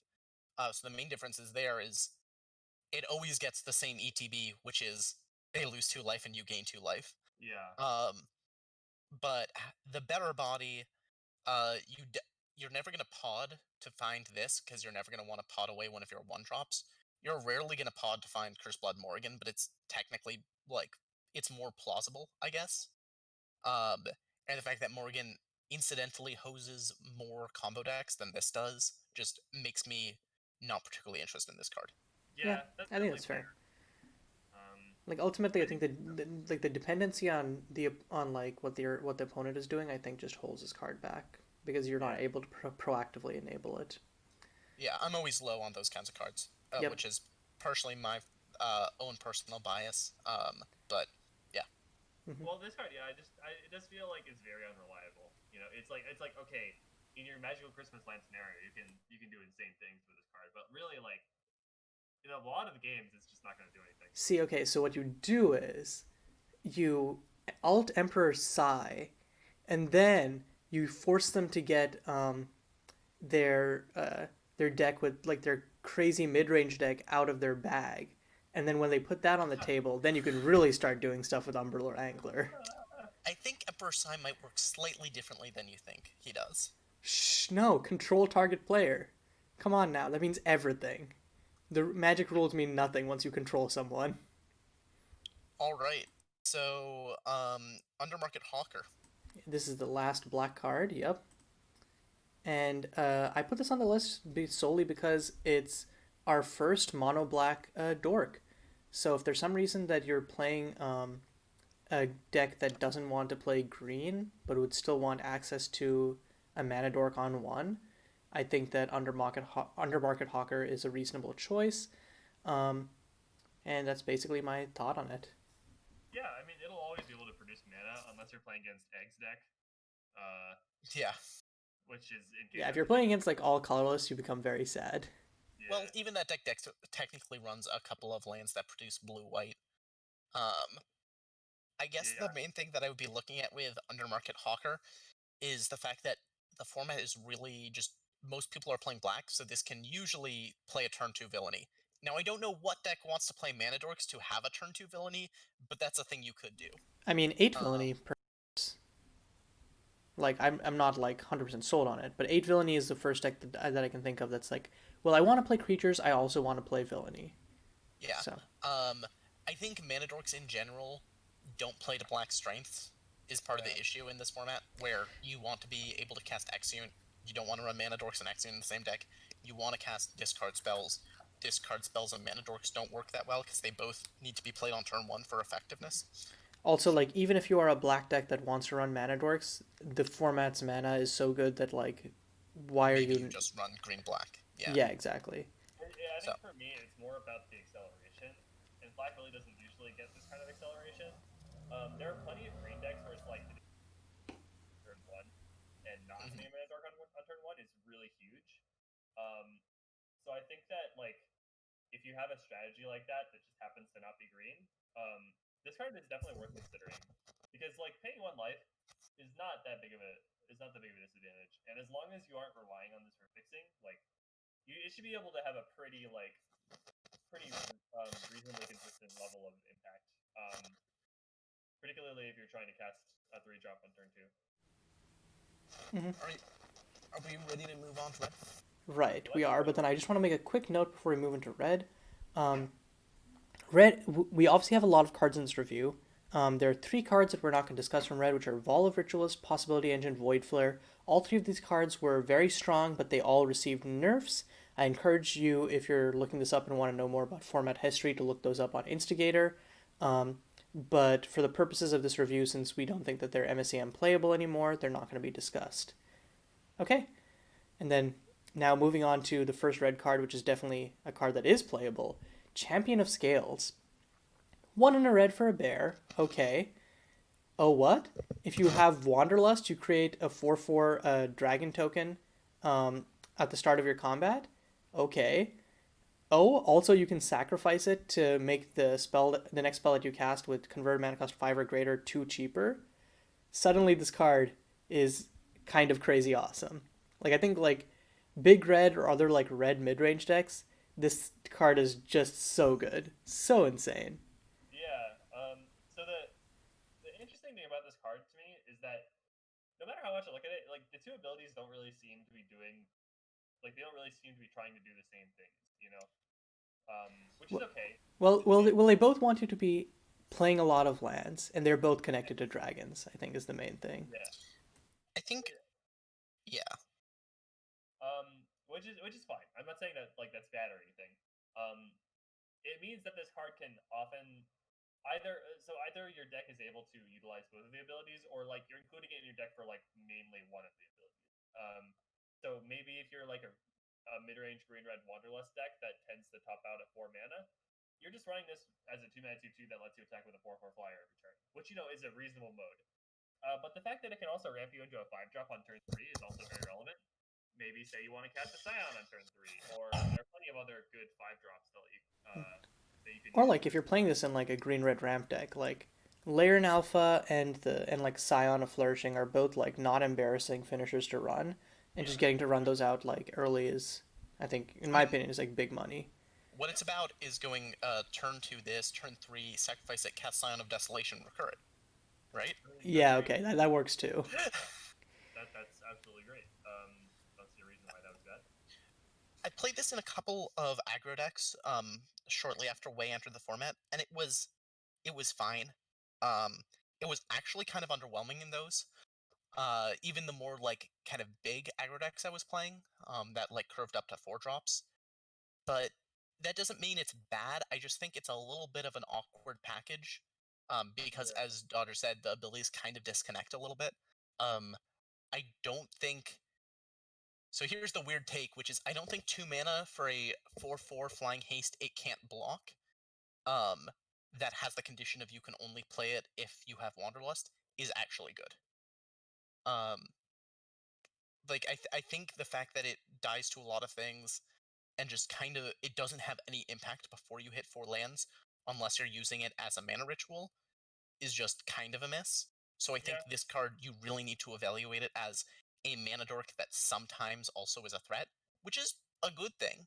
But I'm just not convinced it is particularly nuts. Mm-hmm.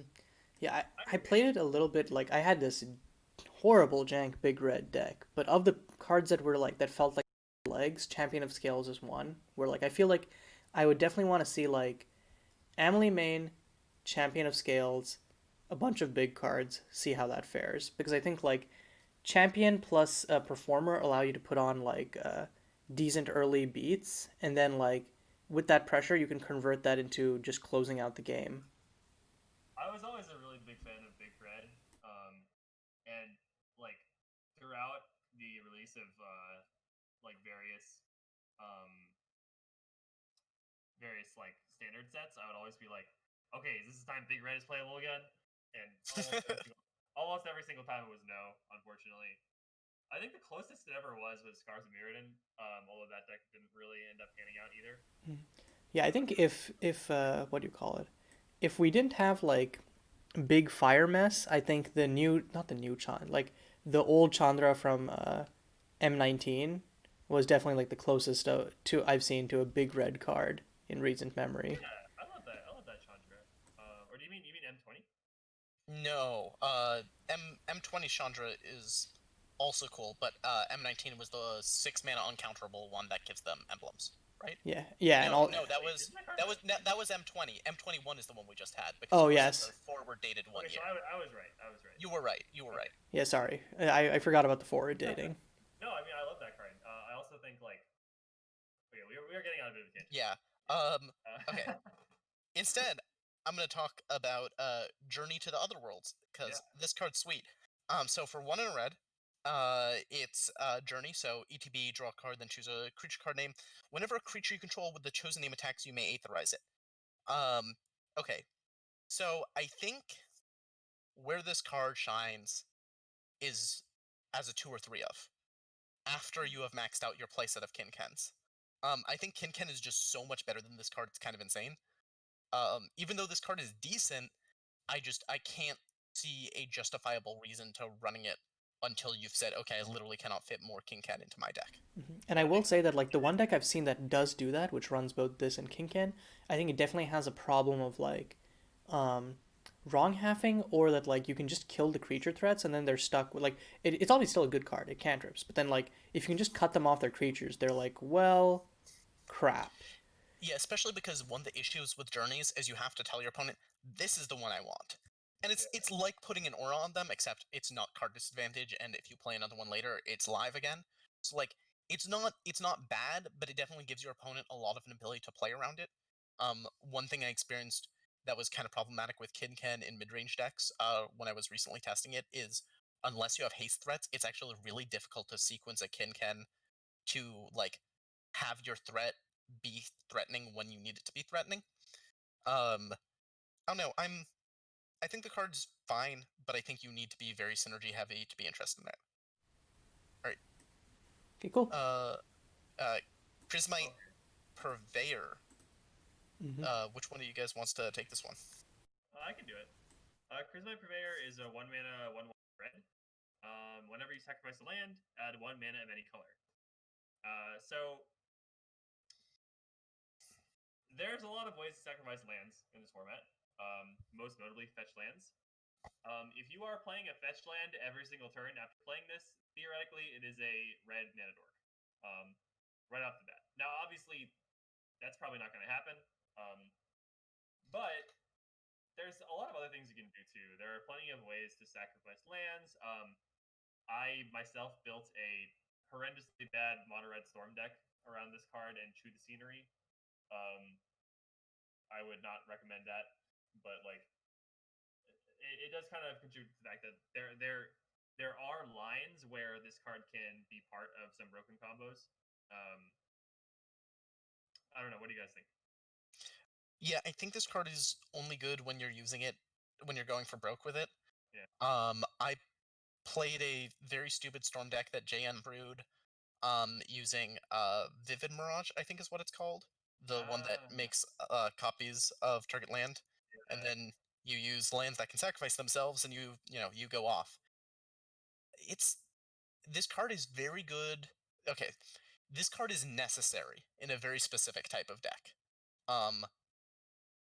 It's not good outside of that deck, and in that deck, it's one of those things where like it makes your deck work, but that also kind of means you hate it because if they remove it, your deck kind of just falls apart, and you're like, why did I build my deck around this fragile 1/1? Yeah, that's the problem. It's like if it's really like your combo piece, then you should pick a more resilient combo piece. Yeah. All right, the next card is something I love in EDH. I don't think it's going to see play outside of EDH, but it feels great in that. So, Master of Imports is 1 in red for a bear. And, well, it's a human advisor, but it's a 2/2. Whenever a non-basic land enters the battlefield under opponent control, create a treasure token.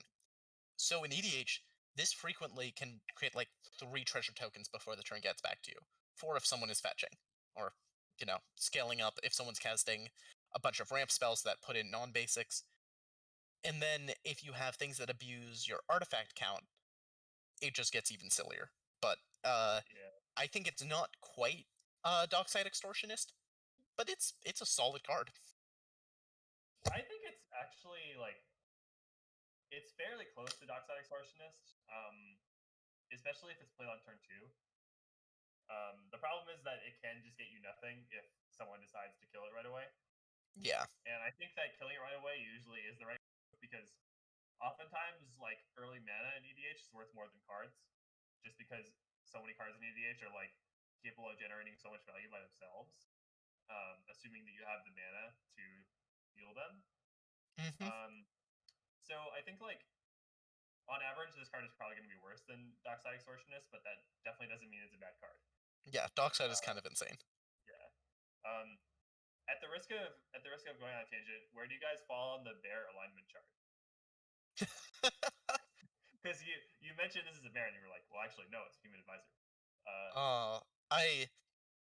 If we hadn't already been recording this for 2 hours and like 10 minutes, I'd be very interested in having this conversation. Yeah, I'll just but say that I think anything that is 2 mana 2/2 that costs a generic and a colored mana is a bear. Yeah, I'll put that on the docket of MSEM videos to make, just like MSEM bear alignment chart.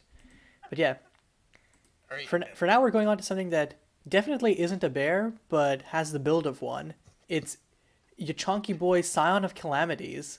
3 red and a red. It's got Menace, and its ETB is you exile the top 2, or like you impulse draw 2 essentially.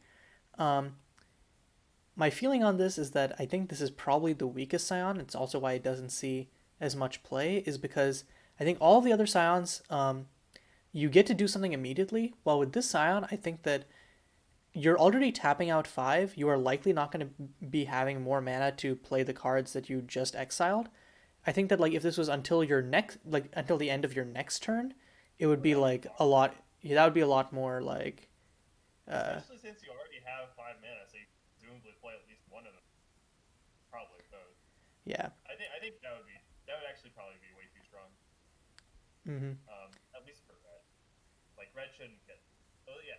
Anyway, I think like this card is certainly the weakest of the science. I think I would agree. Um, where it excels is probably just straight up ramp decks because really the only like this card is very powerful if you treat it as just draw two cards. And if you're generating enough mana, it is just draw two.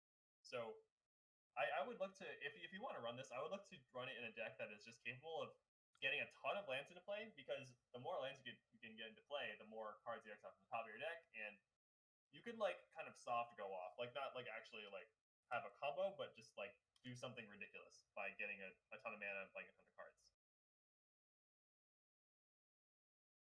Um, Yeah, I think that's.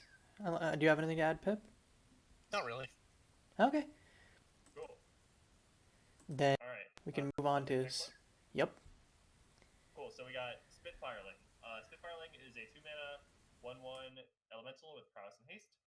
It has Wanderlust. When it enters the battlefield, if you control 4 or more differently named lands, you get 2/1/1 elementals that also have prowess and haste. Now, this card is an example of Wanderlust card that really, really, really wants the Wanderlust because by itself, it is, I would say, like not not like absolutely unplayable, but it's quite bad.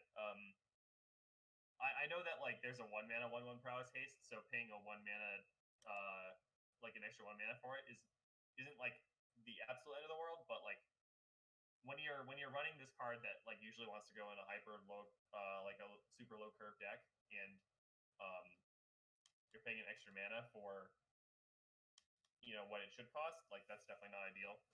But if you are playing this with Wanderlust, you're getting 3/1/1s for 2 mana that um and you're also getting additional three power and three toughness on the board every single time you play a non-creature spell. This is very, very strong. Once you hit 4 lands, and you can drop it and then potentially play like one or two additional spells to attack for 6 or even 9. Yeah, like just going like, oh, okay, so turn four, speed fireling, scorch, hit you for Yeah, 15 out of nowhere. It's just I mean like, that's absolutely bonkers if you yeah, can manage to have. yeah, Um, so it's weird because a lot of these Wanderlust cards have been like, okay, it's still pretty good, and then the Wanderlust effect is like a nice bonus. But this card is like, it's terrible unless you have Wanderlust, and then it's insane. You know, so I don't know. Where this card shined from kind of early testing was in a version of Blue Red Aggro we built that basically just had a couple of Wanderlust cards as flood insurance. Mm-hmm. So you hopefully would kill your opponent really fast. Yeah, But if you hit turn 4, you could play Spitfireling into Scorch into 1 mana by the sea and right. Yeah, Kraken. So that, I don't know. I think the card. I think I agree where you don't want to have to play this on curve. You can get away with it, but you don't want to.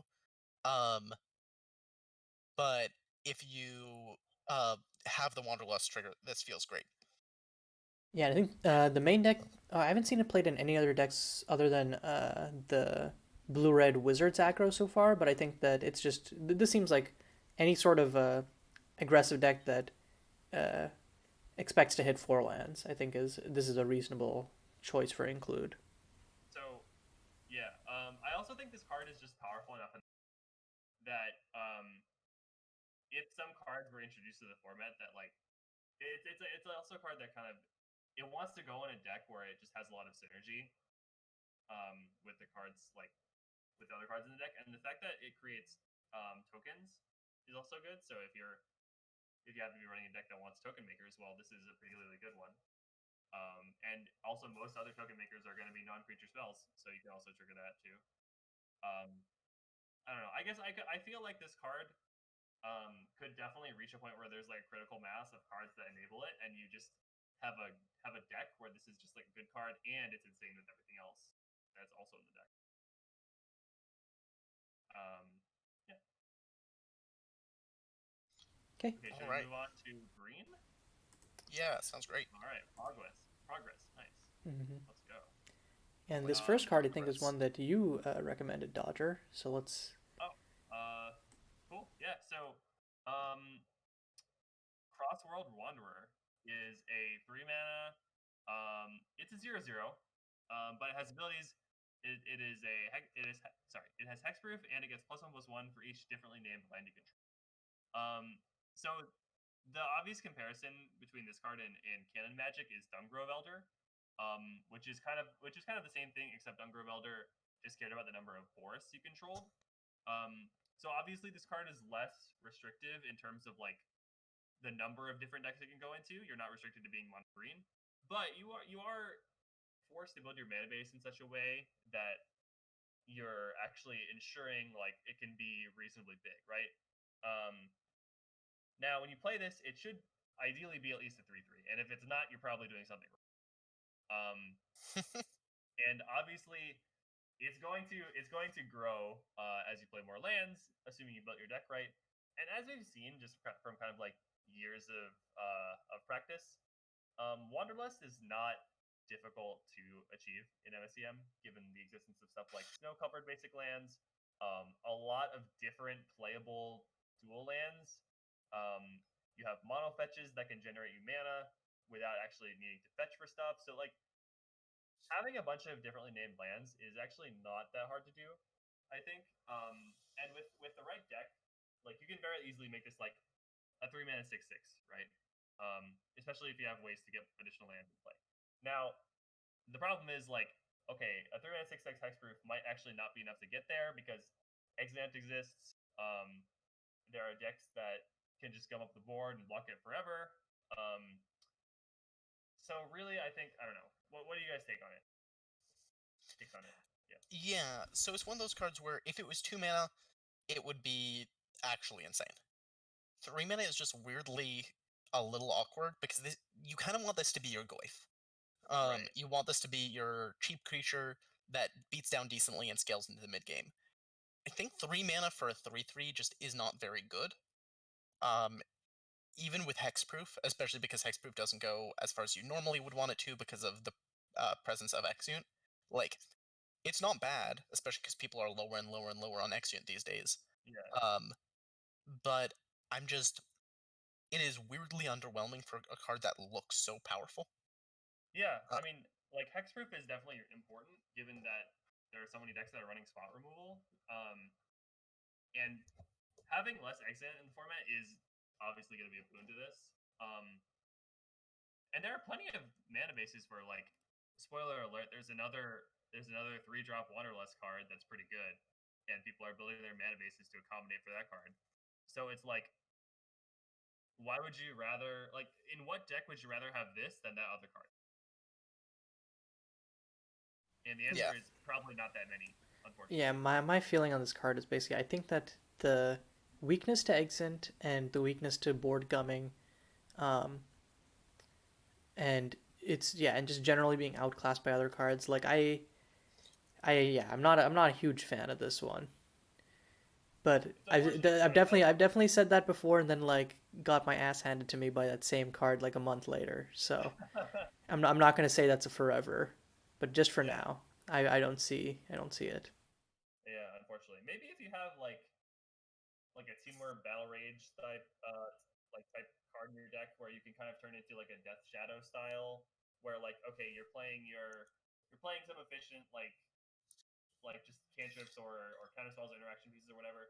And you drop your big threat on like turn 5, and then turn 6 you kill them. yeah, Like but I feel like you'd rather just play like something that is natively a 5/5 because usually you can get higher upsides. yeah, that's true. But like maybe you only want to spend 3 mana on it because you want to hold up interaction or something. Like I'm just saying like Yeah, there's a game plan there, but it's probably not going to be a competitive game plan given what else you can do in the format. yeah. I mean, I think there's a game plan. I think I just question like, so we have a card that's green green. Power and toughness are each equal number of colors your lands can produce. Right, yeah. I've actually really been trying to build a deck around that. I'm not That card succeeded is yet.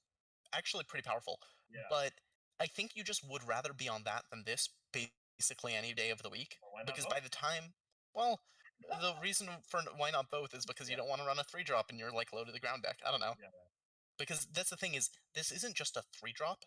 This is a 3-drop that requires you basically keep hitting your land drops for most of the rest of the game. Right. Yeah, that's the big problem. And that just feels a little clunky. Yeah. Right, so Distant Worlds is up next. It's 1 green green for a sorcery. You search your library for up to 2 basic land cards, reveal them, put in your hand, then shuffle. You can play an additional land this turn. So this is a Cultivate side grade. It's better than Cultivate in that the land enters untapped. It procs abilities that only trigger when you play lands. Um, the land you play doesn't need to be the ones you tutored. If you haven't played land this turn, you get both of the lands onto the battlefield rather than only one. I mean, I guess the same thing's true about Cultivate. Yeah. I don't know. It's something that I think obviously isn't there for MSEM, but if you're playing MSEDH and you want Cultivate, you probably also want this. This is the Kodama's Reach to Cultivate. Right. Yeah. I mean, like, I think basically every single deck that's green in EDH should be running as many copies of Cultivate Light as you can, or Cultivate esque. That's a better way of putting it. Yeah. And Yeah, like basically Cultivate. So, MSEM unfortunately, like it's probably just too slow. There are better Explore variants, even at 3 mana. So like stuff like Recall Forgotten Eons is just so much better than this. And we have like Sabne's Autumn and stuff that those don't even see play, and those are likely probably better than this. But I think in MSADH I've seen this played a lot. It's done good work a lot. I'm pretty confident that it'll keep seeing play just like Cultivate in Canon EDH. Yeah. Okay. great. Fair. All So right. next up is Phasmopillar, which it's X green green, but for purpose of this, let's just call it green green. It enters the battlefield with X +1/+1 counters, but when it dies, you can put a creature card with total base power and toughness less than or equal to its total power and toughness from your hand onto the battlefield. So the main way you use this is there's a combo deck where you play this for green green, let it instantly die, and then you cheat out a Thriving Hydra, which is a 0/0 which enters with like 7 +1/+1 counters or something insane. Yeah. I mean, that's pretty funny. I think I've never seen. I can't really see a scenario where you'd honestly want to play this as anything but an enabler to that essentially broken combo. Um, but like that, it's cool that combo exists.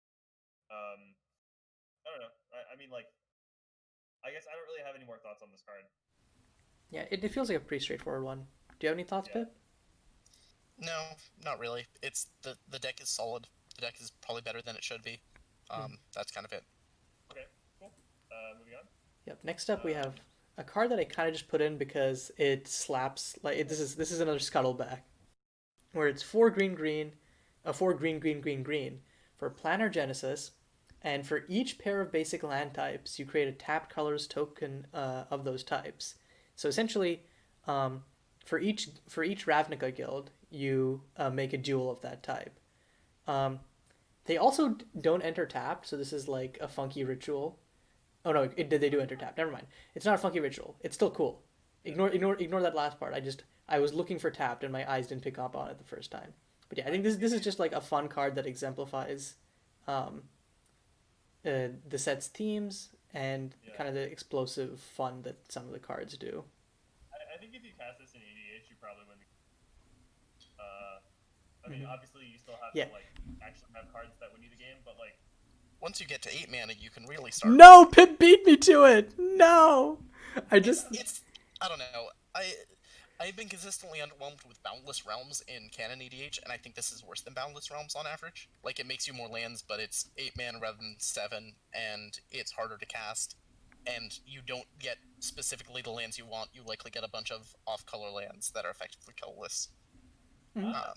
I actually kind of disagree. I think Boundless Realms is like. I mean, Boundless Realms, I wouldn't play it unless I had a deck that either wanted to generate just like an absolute buttload of mana, or I was like doing stupid stuff with landfall. But like both of those cases, the card's very good.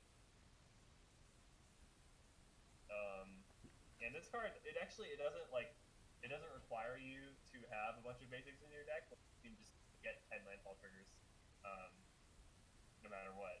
So I think it's something to be said for that. And in my experience, EDH often comes down to whoever can generate the most mana. Yeah.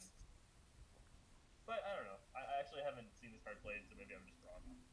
All right. We can change that. But yeah. The next one is Scion of Flourishing, the green Scion, which we mentioned before.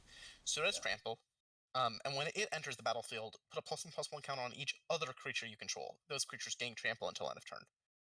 Notably, this means when you Aetherize it, it does actually get the counters. Right. Because it's the token Scion, not the Scion, OG Scion, that's the source of the ability. This card is fairly powerful. I think it's awkward because I think it's the best in most mid-range decks. But awkwardly, Podlight can't take advantage of it because it is so thoroughly built to abuse the other, to abuse Scion of Desolation, and Scion of Torments is just so much stronger on its own. Yeah. I think when you're running Scion of Desolation, it's best in decks with like a ton of mana dorks, especially if you're running cards like Splitting Bloom, because Splitting Bloom can let you generate a bunch of random tokens while you're ramping with cards like fetch lands, or even if you're just playing lands and then you don't need the mana for that turn, Splitting Bloom will make you right. And then once you drop the Scion of Flourishing, you have a ready-made army of tokens to buff up. And I think I had a pretty solid CNM deck that was running Scion of Flourishing, Performer of Growth, and then Performer of Growth plus Splitting Bloom is a great like mana dork package to help enable the Scion. I also think it's notable that Scion of Flourishing goes absolutely hog wild with Avatar Plume Deval. Very similar to the White Scion, where not only is it doubled because of Aetherized triggers, but also every instance of +1/+1 counters is doubled. Right. So you can a single forest puts 4 +1/+1 counters on your team, and if you have 3 or 4 creatures, they probably just die on the spot. Yep. So try curving Mana Dorks into Avatar into Scion. It'll be a good time. Trust me. Yeah. Yeah, I've seen a few decks that do that, and they've all seemed to have varying levels of legs. But there are legs; they are present. Yeah. So the next card is Untethered Disciple. It's 2 green for a 3/2. Whenever you cast a non-green spell, creatures you control get +1/+1 until end of turn. And Wanderlust, if you control 4 more differently named lands on it ETBs, you get 2 Scouts. This used to be 1 GG and a 3/3, but that did some dumb stuff. So we're back. It was less of it did dumb stuff, and more of it was just drastically over curve. The reason we curbed this wasn't this deck was it was in a deck that was too powerful. It was we were trying to make our format more consistent with a sensible power level, and the same reason that Pyroclastic Maw got nerfed. Yeah. Basically, this wasn't a card that we nerfed because it was too good in the context of the format. It's something we nerfed because we felt that having cards that were objectively too good, but they weren't good enough for the format, was a really bad look. Mm-hmm. And made people think they need to power creep for their cards to be playable. It's kind of the Green Monastery Mentor. This card's really interesting. It's a shame that every time I build around it, I end up putting it in a deck that mostly has green spells, and then I feel like an idiot. Because this needs to be like one of your very few green spells. Yeah, I can definitely see this. Like you just run it with a bunch of burn, and then or like you run. Yeah, you run cantrips. Yeah, I think the last deck I saw this in was like a teamer build that used I think it was Union Rail Strikebreaker. So it just basically went hog wild on and then had a bunch of burn to turn it on. This has a similar issue to Grand Expeditions, which is I really think where you want to be is not I'm going to play a bunch of creatures, I'm going to commit a lot to the board, and then I'm going to kill them. Like, I think that's just a bad plan. If you play this and then pass, your opponent, if they're also on 4 lands, can just cast Vibrant Rapture X=2 and happily pocket their 3 treasures. So, I don't know. I think this card is still good, but I think the meta is a little hostile to it right now. Yeah, I would agree on the meta point. I think if you really want to make this card be its best, you do need to be abusing the static trigger. Absolutely. And I would honestly say like maybe not a deck that runs like only token makers. I would say maybe like if you have this in Portal Fracture and maybe like By the Sea, then the rest of your deck can just be like cantrips, counter spells, and bounce spells, or like whatever removal suite you want. And then you can kind of play the tempo game, while also having like a good amount of like board presence, and potentially giving you even a combo finish if you cast a bunch of cantrips in one turn and just like attack them for a ridiculous amount. You don't need your deck to be like a token deck. You could just drop this on 4. It's a reasonable play, and then if your opponent doesn't remove it, you have a lot of like potential burst damage. Well, Um, also I think it now being 4, I don't know how relevant this will be because I don't know that it's going to be played, but it does dodge pit wilt. So Also true. um, That's always something worth mentioning, I think. the one thing that I think is a damn shame about this card, and hosed it in the one deck I was really enjoying brewing that I thought it might slide right into, is a Neuron Encounters happens to be both a green and a blue spell. Right. Yeah. oh I no. actually, as someone who plays a lot of Enduring Encounters, I think this card is still fine in that deck, even if you don't trigger it very much, because just getting 3 bodies for a 4 drop that also like creates tokens, and it's not like the deck has zero ways to trigger it. Even just triggering it once is probably fine, given you have usually a ton of tokens on board. Um, Maybe. I don't know. I feel like, yeah, I mean, you played the deck more. in my opinion, it's fine. I haven't looked too extensively into what could be a better 4 drop, but it's certainly, and oftentimes I do side it out, so it's not like it's definitely one of the worst cards in the deck, but it hasn't been useless.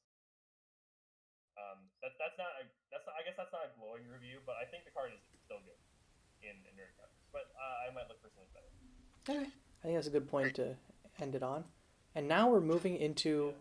multicolored, which I think is the biggest section for Way. So, All right.